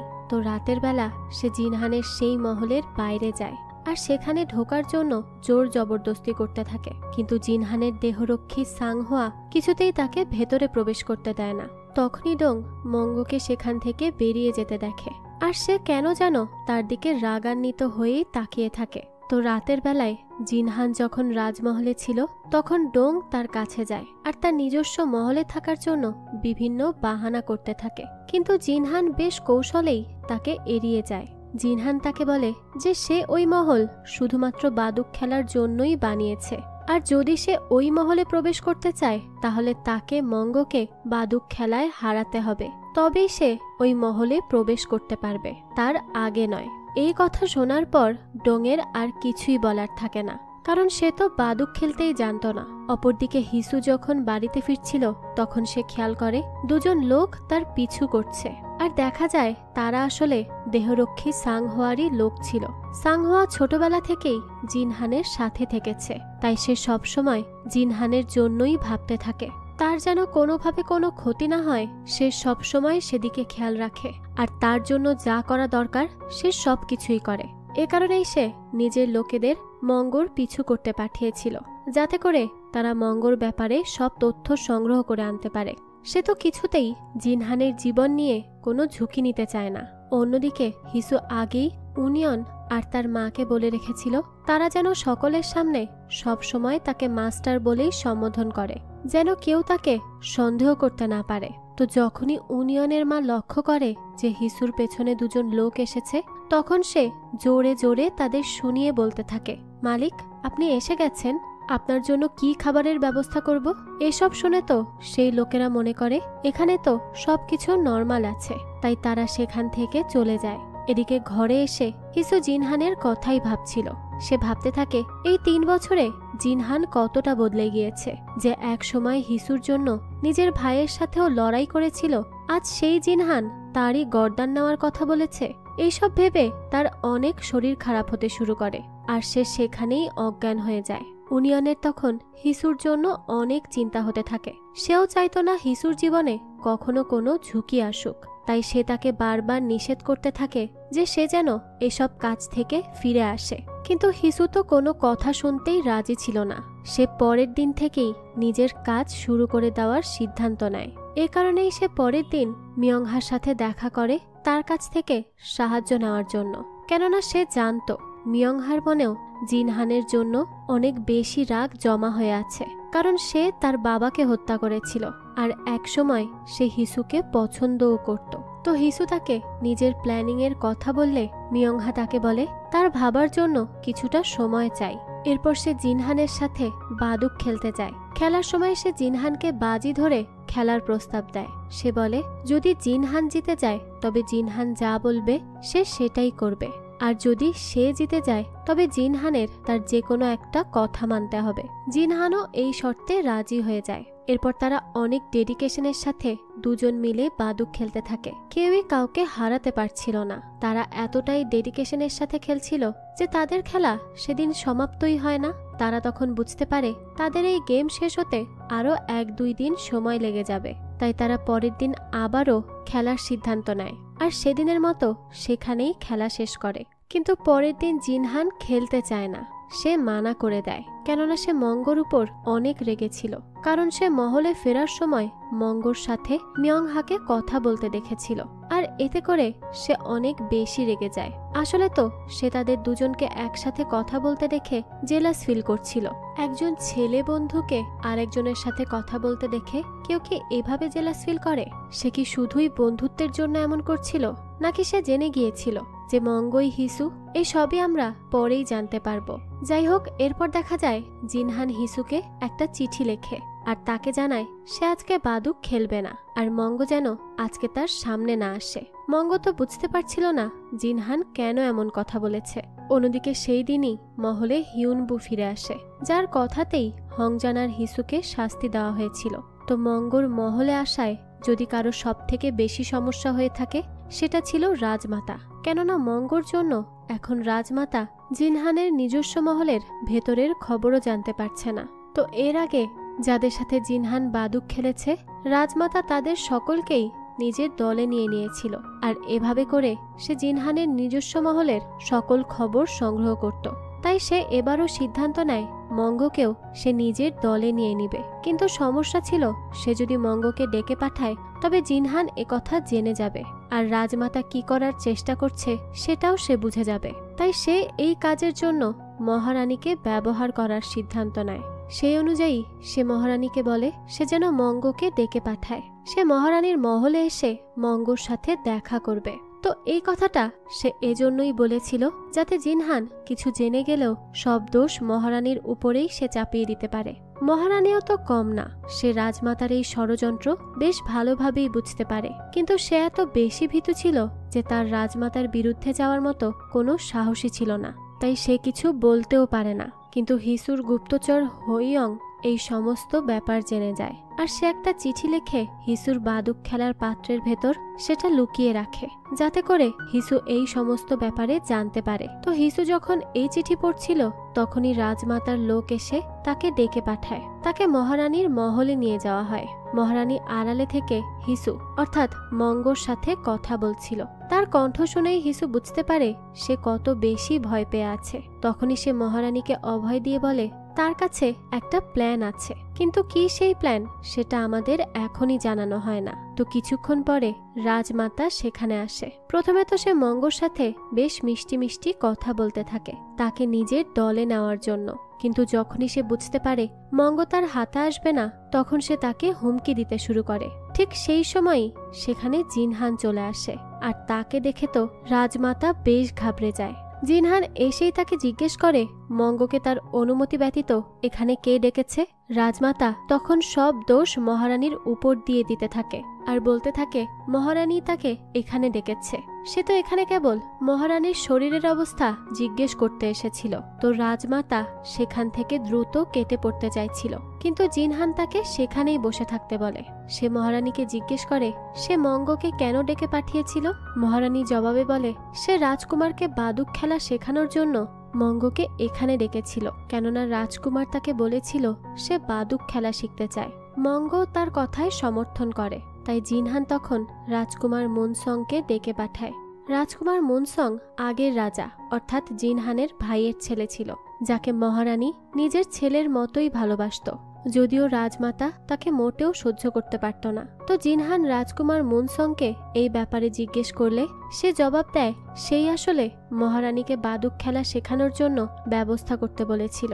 এখানে আমাদের ফ্ল্যাশব্যাকে দেখানো হয় মঙ্গ আসার আগে রাজকুমারকে একটা চিঠি পাঠিয়েছিল, যেখানে লেখা ছিল জিনহান যদি তাকে ডেকে কিছু জিজ্ঞেস করে তবে যেন সে মহারানীর পক্ষেই জবাব দেয়। এভাবেই হিসু মহারানীকে সেদিন বিপদের হাত থেকে বাঁচিয়ে নেয়। কিন্তু জিনহান এসব ঠিকই বুঝতে পেরে যায়, তাই সে মঙ্গকে আলাদা ডেকে বলে রাজমাতা তোমাকে এত সহজেই ছেড়ে দেবে না।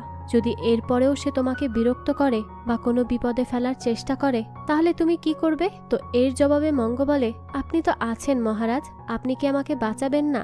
এই কথা শুনে তো জিনহানও অনেকটাই ইমোশনাল হয়ে যায়। সে শুধু জবাবে এটুকুই বলে সে অবশ্যই মঙ্গকে বাঁচাবে। তো এখান থেকে যাওয়ার পর মঙ্গ যখন রাজকুমারের কাছে আসে তাকে বাদুক খেলা শেখাতে, তখন রাজকুমারের সাথে তার বোনও আসে।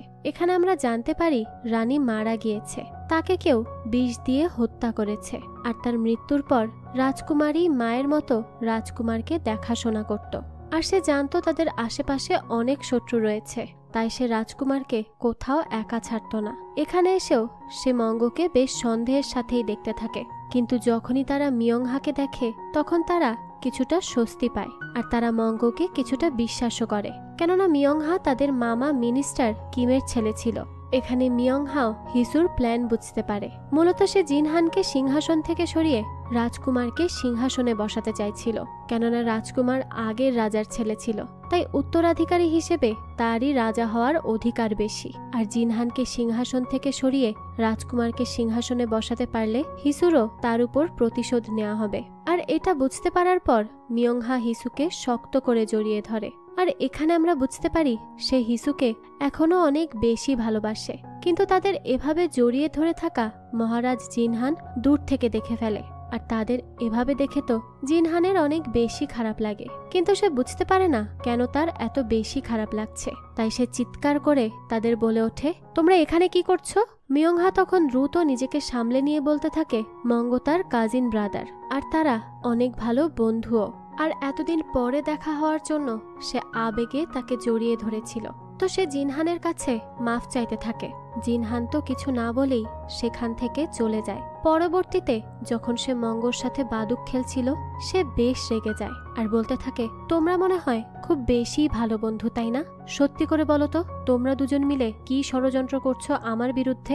সে রেগে গিয়ে বাদুক টেবিলে জোরে জোরে গুটি চালতে থাকে, কিন্তু এতে করে মঙ্গ মোটেও বিচলিত হয় না, বরং সে বেশ শান্ত গলায় বলে সে আগেই জিনহানকে সবকিছু খুলে বলেছে, তবুও যদি সে তাকে বিশ্বাস না করে তাহলে তার কিছুই করার নেই। জিনহান তখন নিজেও বুঝতে পারছিল সে হয়তো মঙ্গর প্রতি ধীরে ধীরে আরো বেশি দুর্বল হয়ে পড়ছে। তো যখন সাংহোয়া এসে তাকে জিজ্ঞেস করে তার কি মনে হয় না মঙ্গো আর মিয়ংহা একত্রিত হয়ে তার বিরুদ্ধে কোনো ষড়যন্ত্র করছে, তখন এই জবাবে জিনহান বলে এসবে তার কোনো কিছুই যায় আসে না, সে শুধু মঙ্গোকে সব বিপদ থেকে রক্ষা করতে চায়। অন্যদিকে আমরা মঙ্গোকে দেখি যে কিনা রাজার সাথে বাদুক খেলার পরে নিজের বাড়ির দিকে ফিরছিল। তখন তার পুরনো শত্রু হিয়নবু তার পিছনে গুন্ডা লাগিয়ে দেয়। আসলে সেও রাজমাতার মতো মঙ্গোকে নিজের দলে নিয়ে রাজা পর্যন্ত পৌঁছাতে চাইছিল, কিন্তু মঙ্গো তার কোনো চালেই ধরা দেয় না। সে ওই গুন্ডাদের বলে সে যদি কারো অর্ডার শুনে থাকে সেটা কেবলমাত্র রাজার, তাই যদি হিয়নবু তার কথা বলতে চায় তবে যেন সে নিজে এসে মঙ্গোর সাথে দেখা করে যায়। এখন এই অপমানের পর তো সবাই হিয়নবুর উপর হাসতে থাকে। হিয়নবু তো এসবে আরো বেশি রেগে যায় যখন সে জানতে পারে মঙ্গো সেই ছেলে যাকে 3 বছর আগে রাজা শাস্তি দিয়েছিল। সে ভাবতে থাকে রাজা হয়তো তাকে চিনতে পারেনি, তাই সে পরের দিনই রাজমহলে যায়। সেখানে গিয়ে সে মঙ্গোকে দেখে বুঝতে পারে তার লোক সঠিক ইনফরমেশনই দিয়েছে। প্রথমে তো সে মঙ্গোকে গিয়ে হুমকি দিতে থাকে, ঠিক তখনই মহারাজ জিনহান সেখানে চলে আসে।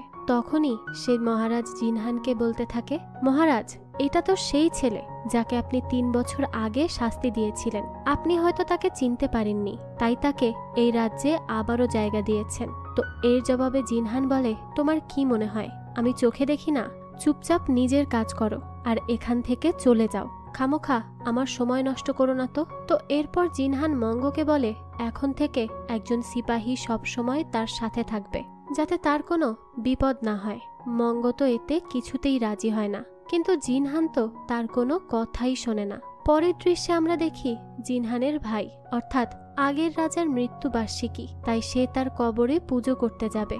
রাজকুমার তখন এসে জানায় সেও তার বাবার কবরের কাছে যেতে চায়, কেননা সে সেখানে কখনো যায়নি। জিনহান রাজদরবারে গিয়ে এই কথা ঘোষণা করে, আর সে এটাও জানায় যে রাজকুমারকে দেখাশোনা করার জন্য সেখানে মঙ্গোর সাথে যাবে। মিনিস্টার পার্কের তো এই কথা শুনে মুখের রঙই বদলে যায়, কেননা জিনহানের রাজকুমারকে এতটা গুরুত্ব দেওয়া তাদের কারোরই পছন্দ ছিল না। তাই সে রাজমাতাকেও এই বিষয়ে জানিয়ে দেয়, কিন্তু জিনহান তাদের কারো কথাই শোনে না। সে রাজকুমারকে নিয়েই সেখানে চলে যায়। তো যখন তারা রাজার সমাধিস্থলে পৌঁছায় তখন সেখানে অনেক কিছুর আয়োজন দেখতে পারে। সেখানে এক জায়গায় তলোয়ার বাজি হচ্ছিল, রাজকুমারও তলোয়ার বাজি করতে চাইছিল। তখনই মিয়ংহা তাকে বলে রাজকুমার আপনি এখনো অনেক ছোট, তাই মহারাজ আপনাকে লড়াই থেকে দূরে রাখতে বলেছে। এই কথা শুনে তো রাজকুমারের অনেক মন খারাপ হয়ে যায়। সেই সময়ে পেছন থেকে কেউ ধাক্কা দিয়ে মঙ্গোকে তলোয়ারবাজির ময়দানে ঢুকিয়ে দেয়। আসলে এটা ছিল হিয়নবুর কাজ। তো তখন তলোয়ারবাজির ময়দানে তারই একজন লোক ছিল, আর তাদের প্ল্যান ছিল মঙ্গোকে হত্যা করে ফেলা।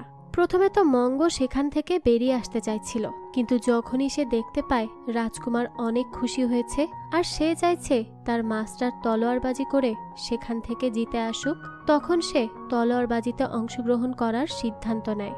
এই 3 বছরে নিজের আত্মরক্ষার জন্য সে দালহাট থেকে তলোয়ারবাজির প্রশিক্ষণও নিয়েছিল, সেই জন্যই সে এই লড়াইও লড়তে রাজি হয়। তবে প্রথম লড়াই তো সে জিতে যায়, কিন্তু পরের বার হিয়নবুর লোক তার উপরে এমনভাবে আক্রমণ করছিল যে সে তাকে মেরেই ফেলবে। তো এই করতে করতেই একসময় মঙ্গো নিচে পড়ে যায়। সেই লোক তাকে মারতে যাবে, ঠিক তখনই তার সামনে মহারাজ জিনহান চলে আসে। সে বলে তাহলে তুমি লড়াই করতে চাও, ঠিক আছে তবে আমার সাথে লড়াই করো। এই কথা বলেই জিনহান সেই ব্যক্তির উপরে আক্রমণ করতে থাকে। তো কিছুক্ষণ পরেই দেখা যায় সেই ব্যক্তি জিনহানের সামনে মাথা নিচু করে ফেলে আর তার কাছে ক্ষমা চায়। এরপর জিনহান সেখানে উপস্থিত সকলকে বলতে থাকে লড়াই করার প্রথম উদ্দেশ্যই নিজেকে বাঁচানো, অন্যকে হত্যা করা নয়। তো এরপর জিনহান মঙ্গোকেই বকতে থাকে, কিন্তু তখনই হঠাৎই মঙ্গোর শরীর খারাপ করে। তো জিনহান তো এটা দেখে বেশ চিন্তিত হয়ে পড়ে যে মঙ্গোর আবার কি হলো। তাই সে তার ব্যক্তিগত শাহী ডাক্তারকে খবর পাঠাতে বলে। মঙ্গো তো অনেক চিন্তায় পড়ে যায়, কেননা ডাক্তার তো ওষুধ লাগাতে গেলেই বুঝে যাবে যে সে একজন মেয়ে, আর তখনই জিনহানও এই ব্যাপারে জেনে যাবে। তবে তখন তাকে এই বিপদ থেকে বাঁচিয়ে নেয় মিয়ংহা। সে এসে জিনহানকে পুজোর জন্য ডেকে নিয়ে যায়, আর মঙ্গো তখন ডাক্তারকে কোনোভাবে বুঝিয়ে বলে যে সে নিজেই ওষুধ লাগিয়ে নিতে পারবে। তো ডাক্তারও তার কথায় রাজি হয়ে যায়। এভাবে এই যাত্রায় মঙ্গো ধরা পড়ার হাত থেকে কোনো মতে বাঁচে। তো পরের দিন সকালে দেখা যায় অনেক বৃষ্টি হচ্ছিল। তো এভাবে বৃষ্টি হতে দেখে সাংহোয়া পাগলের মতো ছোটাছুটি করতে থাকে। সে বলতে থাকে, আমাকে এখনই মহারাজের কাছে যেতে হবে, কেননা বৃষ্টি এলেই তার মাথা নষ্ট হয়ে যায়। সে অনেক বেশি উদাস হয়ে পড়ে আর নিজের সৈন্যদের নিয়ে যে কোনো এক জায়গায় চলে যায় আর দাঁড়িয়ে থাকে বৃষ্টির মধ্যে। কিন্তু সাংহোয়া তো জানতো না যে মহারাজ জিনহানের বৃষ্টির দিনে কেন মন খারাপ হতো। কিন্তু এবছর তো মঙ্গো তার কাছেই ছিল, এ কারণে এই বছর বৃষ্টিতে মহারাজ জিনহানের মন অনেক ভালো ছিল। সে বৃষ্টিতে ভিজতে ভিজতেই দেখা যায় মঙ্গোর কাছে চলে আসে। তারা দুজনেই একে অপরকে দেখে ইমোশনাল হয়ে যায়, কেননা 3 বছর আগে এমনই এক বৃষ্টির দিনে জিনহান হিসুর নতুন নাম মঙ্গো রেখেছিল। আর মঙ্গো শব্দের অর্থই তো ছিল মুষলধারে বৃষ্টি। তাই এমন বৃষ্টি এলেই জিনহানের মঙ্গোর কথা মনে পড়ত। তো জিনহান মঙ্গোকে নিয়ে ভেতরে যাওয়ার জন্য তার কাঁধ জড়িয়ে ধরলে মঙ্গো তাকে ধাক্কা দিয়ে সরিয়ে দেয়। জিনহান তো অবাক হয়ে যায় যে মঙ্গো হঠাৎ করে এমন আচরণ কেন করছে। তাই সে মঙ্গোকে জিজ্ঞেস করে, তুমি কি আমাকে ঘৃণা করো মঙ্গো? তখনই সেখানে একজন দাসী আসে আর তাদেরকে এই অবস্থায় দেখে চারিদিকে ছড়িয়ে দেয়, মহারাজ ছেলেদের পছন্দ করে, ছেলেদের প্রতি তার আকর্ষণ আছে।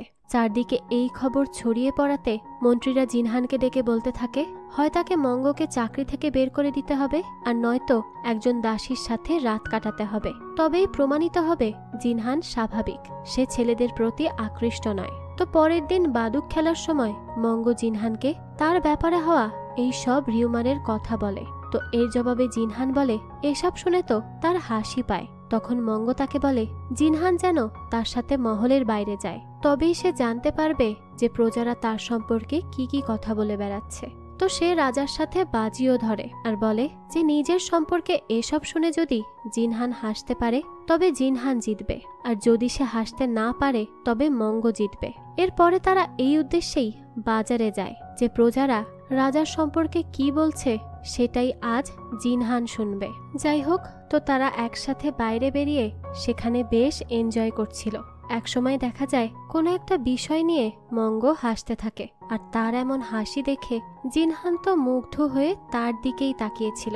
একটা সময় পর সে বলে ওঠে, মঙ্গো, তুমি যদি মেয়ে হতে তবে আমি তোমাকেই বিয়ে করতাম। ঠিক তখনই তাদের পাশ দিয়ে দুজন মহিলা এটা বলতে বলতে যাচ্ছিল, তাদের মহারাজ তো ছেলেদের পছন্দ করে।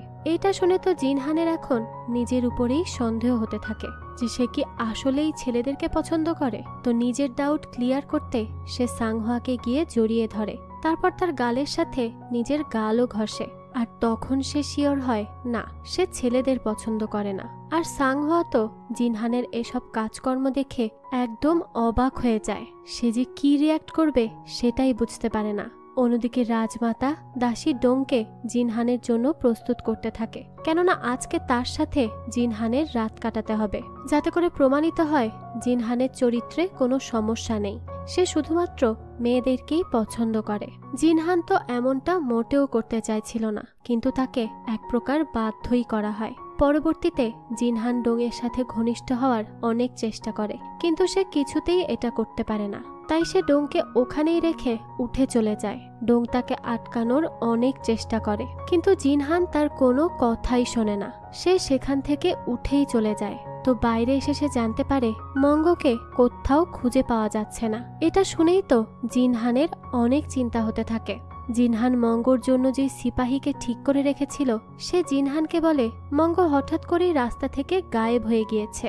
এটা শুনে তো জিনহান তখনই পুরো শহরে মঙ্গোকে খুঁজতে বেরিয়ে পড়ে। ফাইনালি সে মঙ্গোকে খুঁজেও পায়, যে কিনা একটা গাছের নিচে মাতাল অবস্থায় অজ্ঞান হয়ে পড়েছিল।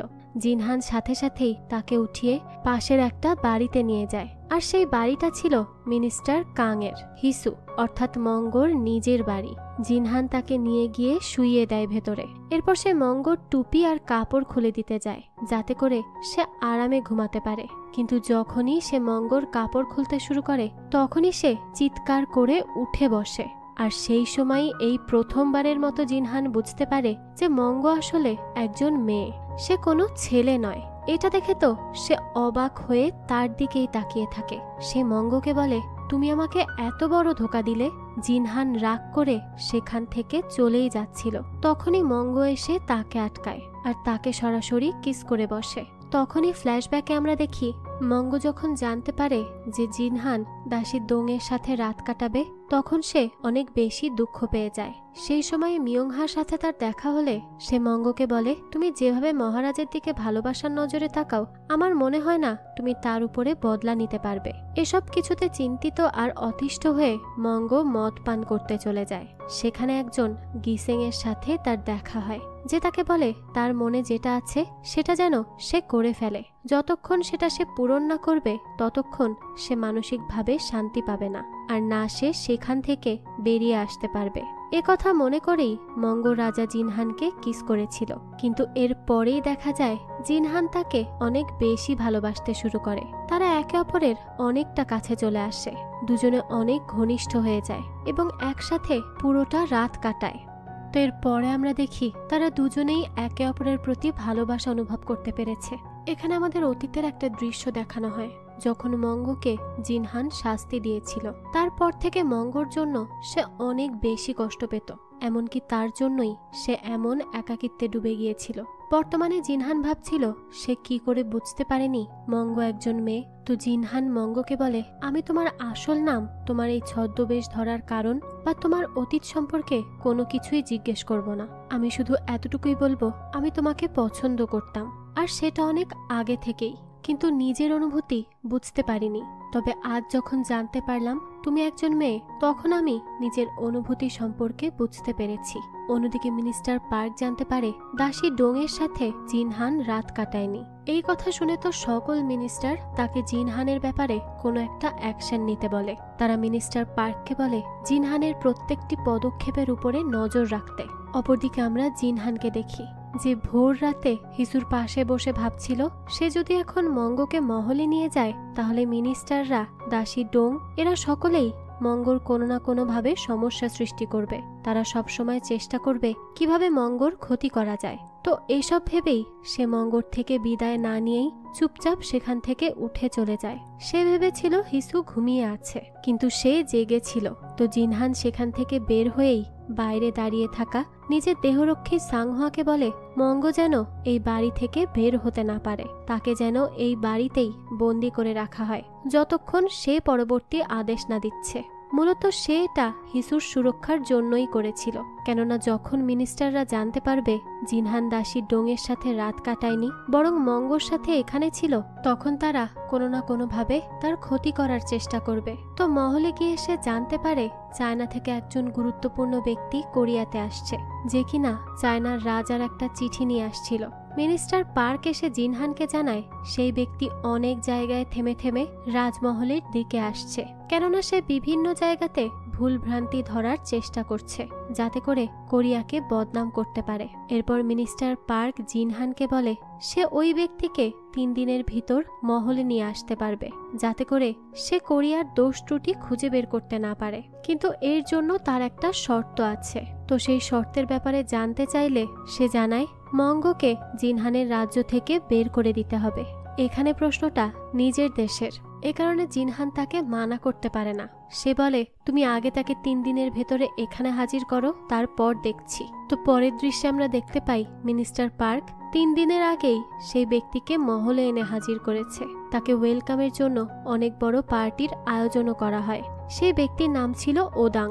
সে আসলে এইসব তেমন একটা এনজয় করে না। তো এরপর সে জিনহানকে বলে সে শুনেছে তার রাজ্যে একজন খুবই ভালো বাদুক খেলোয়াড় আছে, যে কখনো কারোর সাথে হারে না, তাই সে চায় তার সাথে এক ম্যাচ বাদুক খেলতে।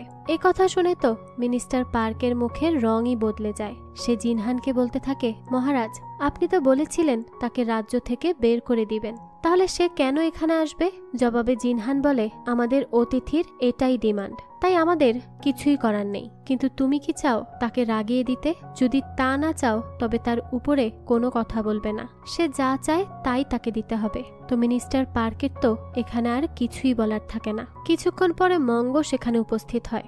ওদাং আর মঙ্গর বাদুক খেলা শুরু হয়। তারা দুজনে অনেক বেশি ভালো খেলছিল, তবে শেষ পর্যন্ত তাদের ভেতরে টাই হয়ে যায়। বাদুক খেলায় সাধারণত এত সহজে কখনো টাই হয় না। সবাই তো এটা দেখে অনেক বেশি অবাক হয়ে যায়। মিনিস্টার পার্ক মঙ্গকে বলে আমিও দেখব।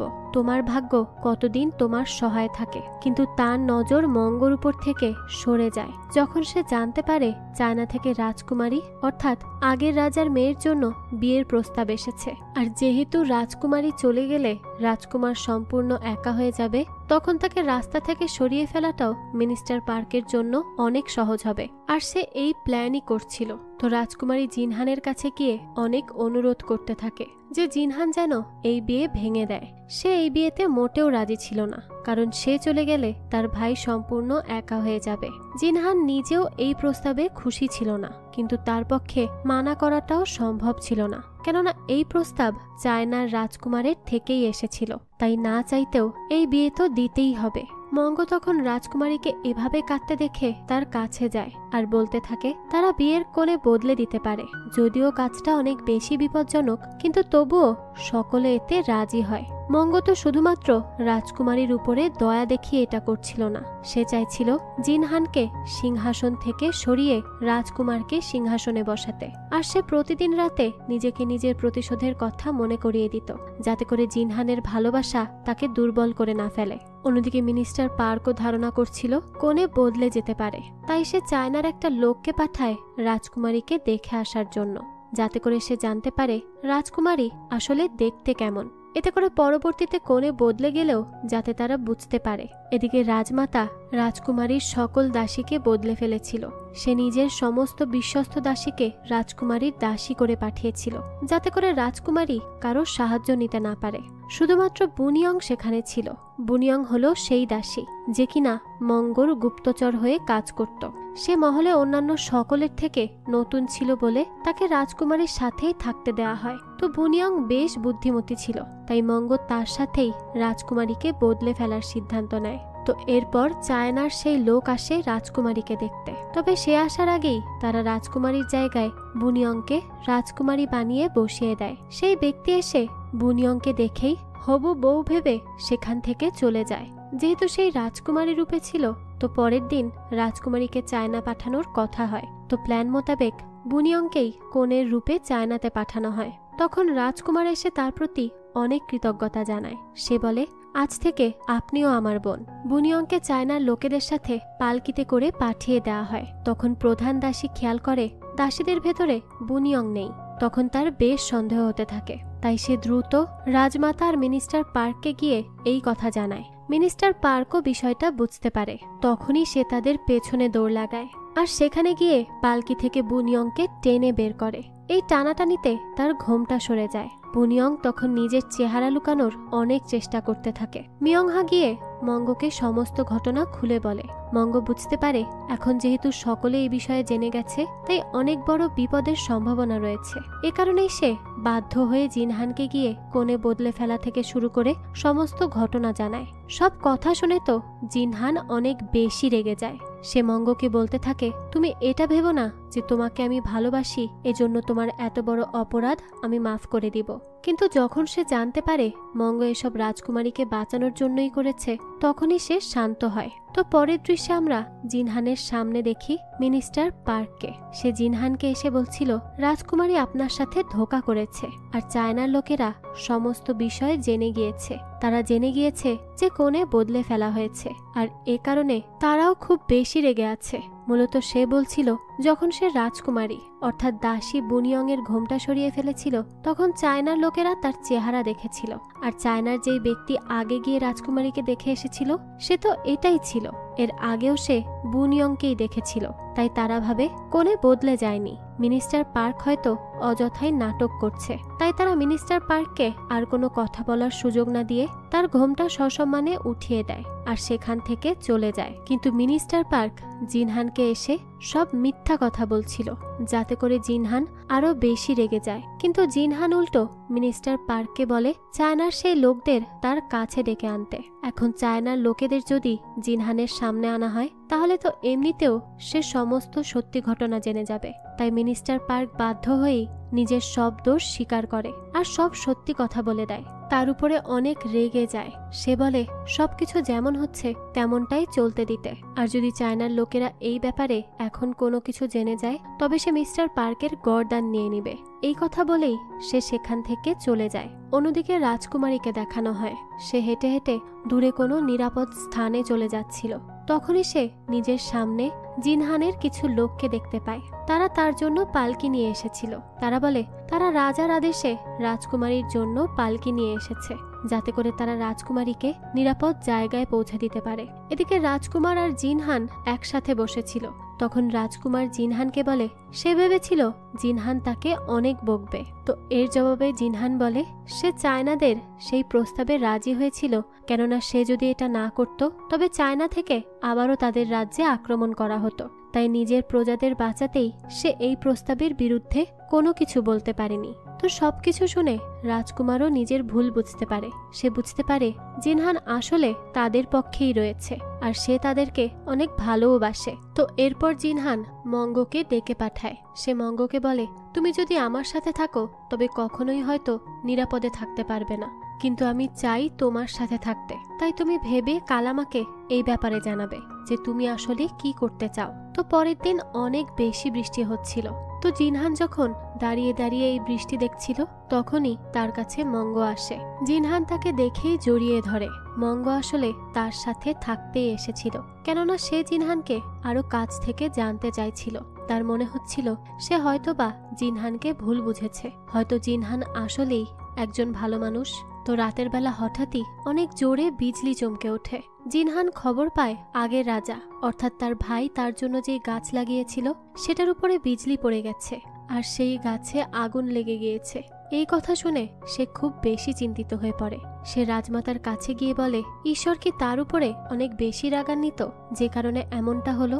রাজমাতা তখন তার মনকে শান্ত করার অনেক চেষ্টা করে, কিন্তু জিনহানের মন তো কিছুতেই শান্ত হচ্ছিল না। তাই সে সেখান থেকে চলে যায়। পরের দিন সে মঙ্গোকে নিয়ে সেই গাছের কাছে আসে। সে মঙ্গোকে বলতে থাকে এই গাছের আসলে সময় শেষ হয়ে গিয়েছে আর এখানে নতুন গাছ লাগানোর সময় এসেছে। তার কথা শুনে মঙ্গো বুঝতে পারে জিনহান হয়তো নিজের সিংহাসন ছেড়ে দিতে চাইছে আর সেখানে রাজকুমারকে ক্রাউন প্রিন্স অর্থাৎ ভবিষ্যৎ রাজা ঘোষণা করতে যাচ্ছে। মঙ্গো ভালো করেই বুঝতে পারে জিনহানকে সে যেমনটা ভেবেছিল সে আসলে তেমনটা নয়। সে নিজের ভুল সংশোধনের চেষ্টা করছে। সে আসলেই একটা ভালো মানুষ। অন্যদিকে আমরা দেখি মহারানী অনেক বেশি অসুস্থ হয়ে গিয়েছে।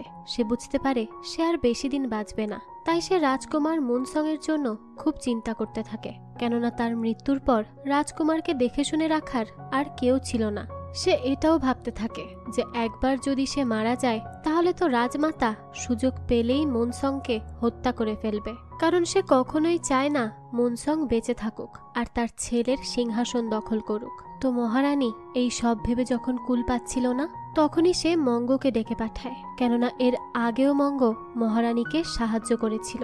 তাই তার আশা ছিল মঙ্গো এবারও কোনো না কোনো একটা ব্যবস্থা অবশ্যই করতে পারবে। তো মঙ্গো সবকিছু শুনে মহারানীকে পরামর্শ দেয় সে যেন রাজকুমারকে অ্যাডপ্ট করে নেয়। এতে করে সে অটোমেটিক্যালি ক্রাউন প্রিন্স হয়ে যাবে আর রাজমাতা কেন কেউই তার কোনো ক্ষতি করতে পারবে না কোনো দিন। তো মহারানীরও এই আইডিয়াটা অনেক পছন্দ হয়। তাই সে নিজের বাবাকে ডাকে আর অনুরোধ করতে থাকে সে যেন রাজকুমারকে অ্যাডপ্ট করতে তাকে একটু সাহায্য করে আর জিনহানকেও এই ব্যাপারে রাজি করায়। অন্যদিকে জিনহান নিজেও এই ব্যাপারে ভাবছিল। তাই যখন মহারানীর ইচ্ছার কথা সে জানতে পারে সে তো খুব বেশি খুশি হয়ে যায় আর সাথে সাথেই রাজি হয়ে যায়। কিন্তু রাজমাতার মিনিস্টার পার্ক যখন এই ব্যাপারে জানতে পারে তাদের তো মাথাই নষ্ট হয়ে যায়। তারা তো এটা কখনোই চায়নি। তাই জিনহানকে তারা বারবার নিষেধ করতে থাকে যে জিনহান যেন এমন কোনো সিদ্ধান্ত না নেয়। তবে জিনহান তাদের কোনো কথাই শোনে না। সে মুনসংকে অ্যাডপ্ট করে নেয়। তো মঙ্গো যখন জানতে পারে যে জিনহান রাজকুমারকে ক্রাউন প্রিন্স ঘোষণা করে দিয়েছে তখন সে বুঝতে পারে যে সে আসলেই এতদিন জিনহানকে ভুল বুঝেছে। আসলে জিনহান কখনোই নিজের ভাইকে ধোঁকা দিতে চায়নি।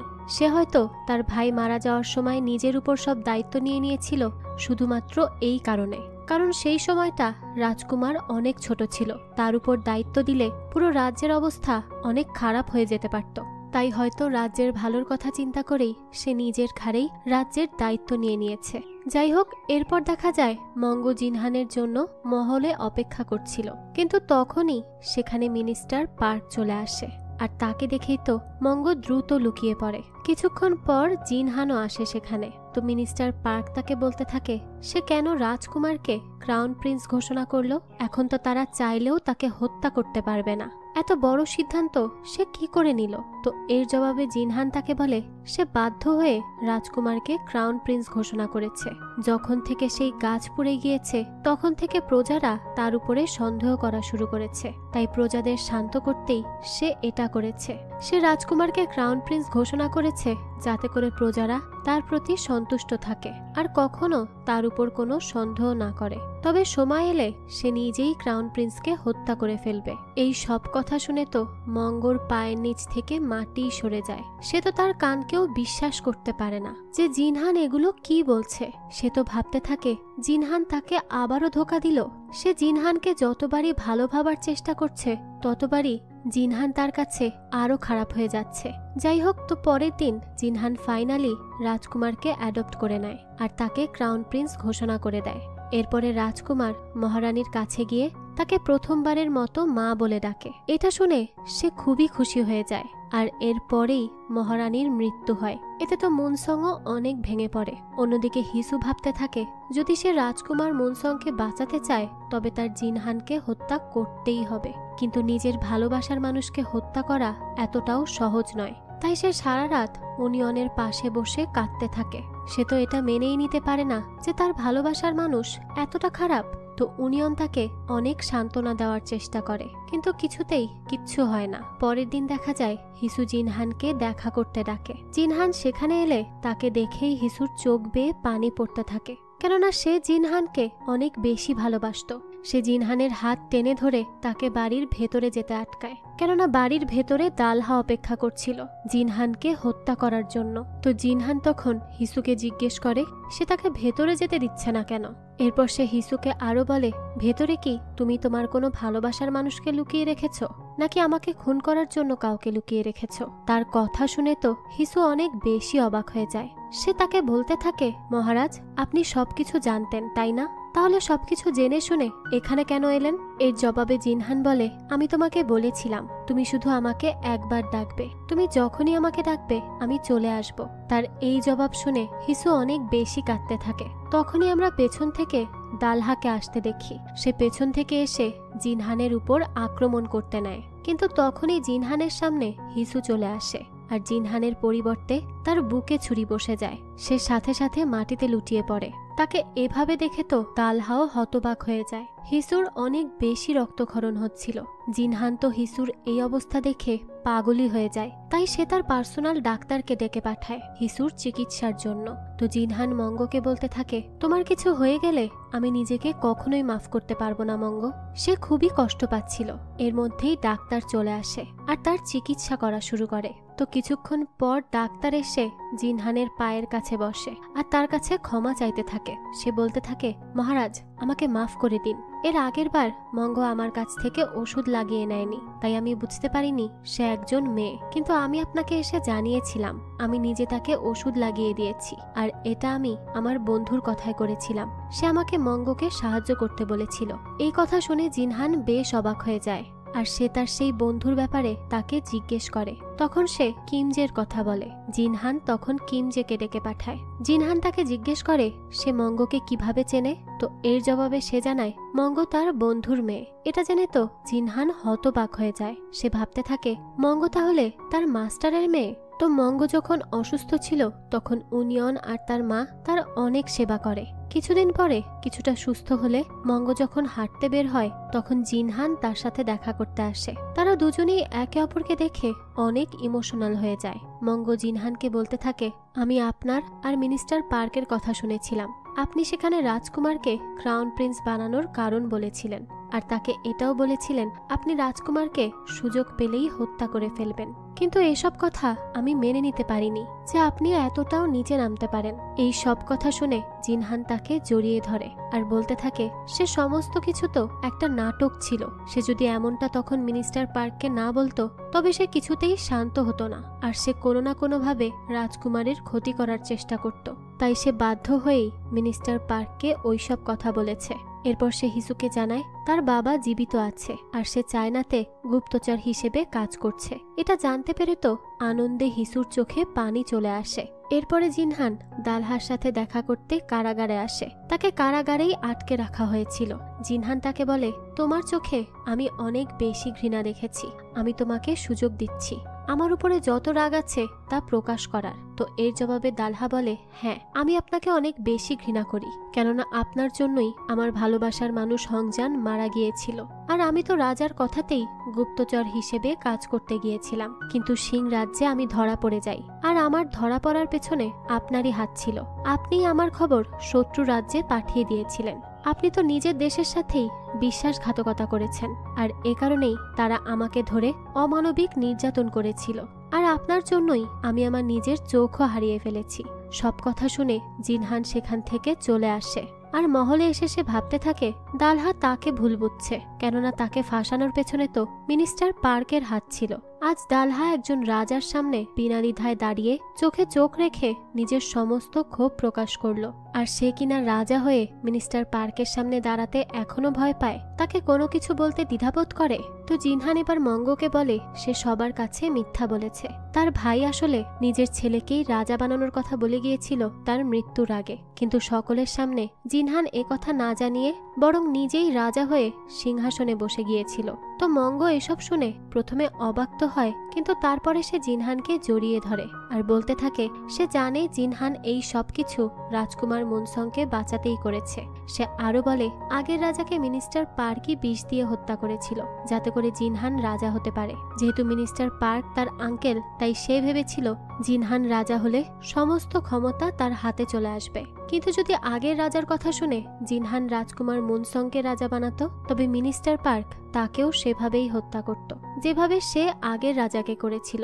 মঙ্গ জিনহানকে তখন সান্ত্বনা দিয়ে বলে মহারাজ, আমি সবসময় আপনার পাশে থাকব, কেননা আমি আপনাকে অনেক বেশি ভালোবাসি। আর এই কথা শুনে জিনহান কিছুটা সাহস পায়। এ কারণে সে পরের দিন রাজসভায় গিয়ে আবারও আগের রাজার হত্যাকাণ্ডের তদন্ত শুরু করার কথা বলে। এ কথা জানতে পেরে তো মিনিস্টার পার্ক বেশ ঘাবড়ে যায়, কেননা যদি সে ধরা পড়ে যায় তবে জিনহান তাকে কখনোই ছাড়বে না। তখন হিউনবু তাকে বলতে থাকে রাজা তো তাকে কারাগারে পাঠানোর ব্যবস্থা করছে, তাই যা করার তাকে দ্রুতই করতে হবে, নইলে সে নিজেকে বাঁচানোর আর কোনো সুযোগই পাবে না। এর পরের দৃশ্যে আমরা দেখি মিনিস্টার পার্ক দাসী ডোং এর কাছে গিয়ে তাকে একটা কৌটো দেয়, যেটা দেখে ডোং ভয়ে কাঁপতে থাকে। মিনিস্টার পার্ক তাকে বলে ডোং, তুমি এর আগের বার যেভাবে আমাদের সাহায্য করেছিলে এবারেও তোমার আমাদের সেভাবেই সাহায্য করতে হবে। সেই কৌটোর ভিতরে আমরা বিষ মেশানো লিপস্টিক দেখতে পাই। পরের দৃশ্যে আমরা দেখি দাসী ডোং সেই লিপস্টিক লাগিয়ে জিনহানের কাছে গিয়েছে। সে জিনহানের কাছে গিয়ে তার সাথে ঘনিষ্ঠ হওয়ার চেষ্টা করে। সে তাকে কিস করতে গেলে জিনহান তাকে দূরে সরিয়ে দেয় আর জিজ্ঞেস করে সে এসব কি করছে। তখনই দেখা যায় দাসী ডোং রক্তবমি করতে শুরু করে। জিনহান তো এটা দেখে দ্রুত গিয়ে তাকে ধরে ফেলে। তখনই ফ্ল্যাশব্যাকে আমাদের দেখানো হয় এখানে আসার পূর্বেই দাসী ডোং নিজে কিছুটা বিষ খেয়ে নিয়েছিল। তো বর্তমানে সে জিনহানকে বলে সে জিনহানকে অনেক বেশি ভালোবাসত। সে কি করে নিজের ভালোবাসার মানুষকে হত্যার ষড়যন্ত্রে সাহায্য করতে পারত, তাই সে নিজেই নিজের জীবন দিয়ে দিল। তো জিনহানের কোলে মাথা রেখেই দাসী ডোং মৃত্যুবরণ করে। জিনহান তো এটা দেখে অনেক বেশি রেগে যায় আর চলে যায় রাজমাতার কাছে। তার শরীরে ডোঙের তখন রক্ত লেগেছিল। সে রাজমাতাকে জিজ্ঞেস করে মিনিস্টার পার্ক তাকে হত্যার চেষ্টা করেছে, সে কি এই ব্যাপারে জানতো? রাজমাতা এই ব্যাপারে কিছুই জানতো না, কিন্তু পূর্বের রাজাকেও যে এভাবেই বিষ দিয়ে হত্যা করা হয়েছিল এ ব্যাপারে সে জানতো, তাই সে চুপ করে থাকে। জিনহান তখন তাকে হুমকি দেয় আর বলে আপনি যদি আঙ্কেল পার্ককে বাঁচানোর কোনো চেষ্টা করেন তবে কিন্তু আমি আপনাকেও ছেড়ে কথা বলবো না। তো এই সব ঘটনাতে জিনহান অনেক বেশি কষ্ট পেয়েছিল। মং তখন তার কাছে এসে তাকে শান্ত করার চেষ্টা করে। মং তাকে বলে মিনিস্টার পার্ক অনেক বেশি বিপজ্জনক, তাই জিনহান যেন কিছুদিনের জন্য পূর্বের রাজার হত্যার তদন্ত বন্ধ করে দেয়, নয়তো সে আবারও জিনহানকে হত্যা করার চেষ্টা করবে। এর জবাবে জিনহান বলে মিনিস্টার পার্কের পাপের বোঝা পূর্ণ হয়ে গিয়েছে, তাই এখন তো তাকে শাস্তি দিতেই হবে। পরের দিন মিনিস্টার পার্ককে রাজার সামনে নিয়ে আসা হয়। সে তখন তার সমস্ত দোষ অস্বীকার করতে থাকে। সে বলতে থাকে সে এমন কিছুই করেনি, না সে আগের রাজাকে হত্যা করেছে আর না তো জিনহানকে হত্যার ষড়যন্ত্র করেছে। কেউ হয়তো তাকে ফাঁসানোর চেষ্টা করছে। এমন সময় মিনিস্টার পার্কের সামনে হিউনবু চলে আসে। সে এসেই জিনহানকে বলে মহারাজ, মিনিস্টার পার্ক আপনাকে হত্যার ষড়যন্ত্র করেছিল আর সে এটা আমার সামনেই করেছে, আমি তার সাক্ষী। হিউনবু মিনিস্টার পার্কের বিশ্বস্ত লোক ছিল, কিন্তু সাংহোয়ার তলোয়ারের সামনে ভয় পেয়ে সে সমস্ত সত্যিটা স্বীকার করে নেয়, কারণ তার কাছে এছাড়া আর কোনো উপায় ছিল না। এরপরেও মিনিস্টার পার্ক বলতে থাকে এই সমস্ত কিছু মিথ্যা, সে মিথ্যা কথা বলছে, কিন্তু জিনহান তখন তার কোনো কথাই শোনে না। এরপরে মিনিস্টার পার্কের উপর অনেক বেশি টর্চার করা হতে থাকে, যাতে করে সে সমস্ত সত্যিটা স্বীকার করে নেয়, কিন্তু তবুও সে কোনো কিছুই স্বীকার করতে রাজি ছিল না। সারাদিন তাকে অনেক বেশি টর্চার করা হয়। এভাবে দেখতে দেখতে রাত হয়ে যায়, তবুও মিনিস্টার পার্ক সত্যিটা স্বীকার করে না। জিনহান নিজেও অনেক বেশি কষ্ট পাচ্ছিল, কেননা মিনিস্টার পার্ক তো তার আঙ্কেল ছিল, সে যতই দোষ করে থাকুক না কেন। তো জিনহান তখন মঙ্গকে ডাকে আর তাকে নিজের দুঃখের কথা বলে। মঙ্গ তাকে সান্ত্বনা দেয় আর এভাবে কষ্ট পেতে মানা করে। এদিকে রাজমাতা জিনহানকে অনুরোধ করতে থাকে সে যেন তার ভাইকে ছেড়ে দেয়, প্রয়োজনে সে যেন তাকে রাজ্য থেকে বের করে দেয়, তবুও যেন তাকে হত্যার আদেশ না দেয়। কিন্তু যদি জিনহান এমনটা করত তাহলে পূর্বের রাজা, দাসী ডোং এদের সাথে না ইনসাফি করা হতো। তাই সে রাজমাতার কোনো কথাই শোনে না। পরের দিন জিনহান দালহাকে 3 বছরের দিনমজুরির শাস্তি দেয়, কেননা সে রাজার উপর হামলা করেছিল, আর মিনিস্টার পার্ককে বিষ খাইয়ে হত্যা করার শাস্তি দেয়। মিনিস্টার পার্ক তখন নিজের বাড়ির সামনেই বিষ পান করে মারা যায়। এই খবর শুনে তো রাজমাতা খাওয়া দাওয়াই বন্ধ করে দেয়। সে বলতে থাকে সে কত বড় নালায়ক ছেলের জন্ম দিয়েছে, যে তার কোনো কথাই শোনে না। তখনই তার কাছে একজন দাসী আসে। দাসী তাকে বলে সে জানতে পেরেছে মঙ্গ আসলে একজন মেয়ে, আর এই কথা রাজা নিজেও জানে। তো যেদিন রাজা মঙ্গর চিকিৎসার জন্য নিজের ডাক্তারকে ডেকেছিল, সেদিন তার সাথে এই দাসীও ছিল, আর সেদিনই সে জানতে পেরেছে মঙ্গ কোনো ছেলে নয়, বরং একজন মেয়ে। এই কথা জানতে পেরে তো রাজমাতা অনেক খুশি হয়ে যায়, কেননা যেহেতু রাজা মঙ্গকে পছন্দ করে, তাহলে যদি তাদের সন্তান হয় তবে তাদের বংশধর চলে আসবে, আর রাজমাতা তো সবসময় এটাই চাইতো। তাই এবার সে মঙ্গকে ডেকে পাঠায়। সে মঙ্গকে কিছু পোশাক দিয়ে বলে এখন থেকে তুমি এগুলোই পরবে, কিন্তু মঙ্গ তো এগুলো নিতে রাজি ছিল না। তবে রাজমাতা তাকে অনেক জোর করে আর একসময় তার পোশাক খুলতে শুরু করে। তখনই সেখানে জিনহান চলে আসে। সে এসেই এসব দেখে রাজমাতার উপরে অনেক বেশি রেগে যায়। সে বলতে থাকে তার অনুমতি ব্যতীত রাজমাতা বা অন্য কেউ যেন মঙ্গকে কখনো ডেকে না পাঠায়। এই বলে সে মঙ্গকে সেখান থেকে নিয়ে চলে যায়। এরপর আমরা দেখি চায়না থেকে জিনহানের কাছে একজন লোক এসেছে চায়নার রাজার একটা বার্তা নিয়ে, যেখানে রাজা জানিয়েছে সে মঙ্গ নামের এক বাদুক প্লেয়ারের কথা শুনেছে, যে নাকি অনেক বেশি ভালো বাদুক খেলতে পারে, তাই সে তার সাথে বাদুক খেলতে ইচ্ছুক। এই বার্তা পেয়ে জিনহান বেশ চিন্তিত হয়ে যায়। সে সেই ব্যক্তিকে জানায় তার ভাবার জন্য কিছুটা সময় প্রয়োজন। জিনহান তখন ভাবতে থাকে সে মঙ্গকে কখনোই নিজের থেকে দূরে যেতে দিবে না। এদিকে মঙ্গ যখন এই ব্যাপারে জানতে পারে তখন সেও বুঝতে পারে জিনহান তাকে কখনোই নিজের থেকে দূরে যেতে দিবে না। কিন্তু যদি জিনহান তাকে এখান থেকে চায়নাতে না পাঠায় তবে চায়নার রাজা অনেক বেশি রেগে যাবে, আর তখন তারা কোরিয়াতে আবারও সমস্যা সৃষ্টি করতে পারে, এমনকি কোরিয়াতে আক্রমণও করে বসতে পারে। এ কারণে সে জিনহানকে বলে সে চায়নাতে যেতে চায়, কেননা সেখানে তার বাবা আছে, আর যদি এই সুযোগে সে চায়না যায় তবে সে তার বাবার সাথেও দেখা করার সুযোগ পাবে। তো তার এই অনুরোধ শুনে জিনহান আর তাকে মানা করতে পারে না। সে এবার মঙ্গকে চায়নায় যেতে দিতে রাজি হয়ে যায়। যদিও সে মনে মনে অনেক বেশি দুঃখ পেয়েছিল, তারপরও সে রাজি হয়। তখনই দেখা যায় মঙ্গ তাকে জড়িয়ে ধরে আর তাকে যাওয়ার অনুমতি দেওয়ার জন্য জিনহানকে ধন্যবাদ জানায়। এর পরের দৃশ্যে আমরা দেখতে পাই জিনহান মঙ্গকে একটা অনেক সুন্দর পোশাক পাঠিয়েছে আর তাকে দেখা করতে ডেকেছে। মঙ্গ সেই পোশাক পরে তৈরি হয়ে জিনহানের সাথে দেখা করতে যায়। এই প্রথমবার জিনহান মঙ্গকে হিসুর রূপে অর্থাৎ একজন মেয়ের রূপে দেখছিল। জিনহান তাকে বলে, তুমি তো অনেক বেশি সুন্দর, আজকে সারাদিন আমি তোমার সাথেই কাটাতে চাই। তো তারা একসাথে অনেক সময় কাটায়। তারা দুজন মিলে ঝিলের কিনারে বসে থাকে। রাতে তারা ঝিলের কিনারায় একটা বাড়িতেও আশ্রয় নেয়। এরপর দেখা যায় সারা রাত তারা একসাথে বসে আকাশের তারা দেখে। জিনহান সেই সময় হিসুকে বলে, মঙ্গ, আমি তোমার অনুরোধে তোমাকে চায়নাতে পাঠাচ্ছি। সেখানকার রাজা যতই ভালো হোক সবসময় মনে রাখবে তুমি আমাকে ভালোবাসো। এই কথা কিন্তু কখনোই ভুলে যাবে না, বুঝতে পেরেছ? জিনহানের এসব কথা শুনে তো মঙ্গ হাসতে থাকে আর বলতে থাকে, ঠিক আছে ঠিক আছে, আমি কখনোই এ কথা ভুলে যাব না। তো এরপর সে জিনহানকে বলে, মহারাজ, আপনার বিয়ে করে নেওয়া উচিত, কেননা রাজমহলে কোনো মহারানী না থাকা একেবারেই ঠিক না। তো তার কথা সম্পূর্ণ হওয়ার আগেই জিনহান তাকে কিস করে বসে। এরপর সে মঙ্গর হাত ধরে তাকে নিয়ে ঘরের ভেতর চলে যায়। তারা সেখানে বেশ কিছু সুন্দর সময় কাটায়। এরপরই দৃশ্য কাট হয়। তো মঙ্গ চলে যাওয়ার পর জিনহান তার নিজস্ব মহলে তালা লাগিয়ে দিয়েছিল, কেননা মঙ্গকে ছাড়া তার সেখানে মোটেও ভালো লাগতো না। এভাবে 9টা মাস কেটে যায়। জিনহানের কাছে খবর আসে রাজকুমারী বুনিয়ং, যে কিনা এখানে দাসী ছিল কিন্তু রাজকুমারীর পরিবর্তে কনে রূপে চায়নাতে গিয়েছিল, সে চায়না থেকে কোরিয়াতে ফিরছে, কারণ তার স্বামী রাজকুমার রুয়ের হঠাৎই মৃত্যু হয়েছে। বুনিয়ং জিনহানের প্রতি অনেক বেশি কৃতজ্ঞতা জানায়, কেননা সে এতদিন তার অনেক খোঁজ খবর নিয়েছে। অন্যদিকে আমরা দেখি বুনিয়ং এর সাথে মঙ্গ কোরিয়াতে ফিরে এসেছিল, কিন্তু সে মহলে জিনহানের সাথে দেখা করতে যায়নি, কেননা সে ভেবেছিল জিনহান হয়তো এতদিনে তাকে ভুলে গিয়েছে। তাই সে মহলে না গিয়ে উনিয়নের সাথে নিজের আঙ্কেলের বাড়িতে যাচ্ছিল। তখনই সে বাদুকের পাথরের আওয়াজ শুনতে পায়। তখন সে দেখতে পারে জিনহান একটা গাছের নিচে বসে একা একাই বাদুক খেলছে। মঙ্গকে দেখে জিনহান এগিয়ে আসে আর তাকে কিস করে। জিনহান তাকে বলে, আমি তোমাকে কখনোই ভুলে যাইনি মঙ্গ। এরপর তারা সেই গাছের নিচে বসে বাদুক খেলা শুরু করে। তখন মঙ্গ প্রথম নিজের আসল নাম জিনহানকে জানায়। সে বলে, আমার আসল নাম কাং হিসু। জিনহান তখন ইমোশনাল হয়ে তাকে বলে, কাং হিসু, আমি আমার পুরো জীবন তোমার সাথেই কাটাতে চাই। এ কথা শুনে হিসুও খুশি হয়ে যায়। তো এর সাথে সাথে এই গল্পটিরও হ্যাপি এন্ডিং হয়। জিনহান এবং হিসুর এই ভালোবাসার গল্পটি আপনাদের কাছে কেমন লেগেছে সেটা অবশ্যই আমাদেরকে কমেন্ট করে জানাবেন। যদি এতটুকুও ভালো লেগে থাকে তাহলে একটি লাইক দিয়ে যাবেন।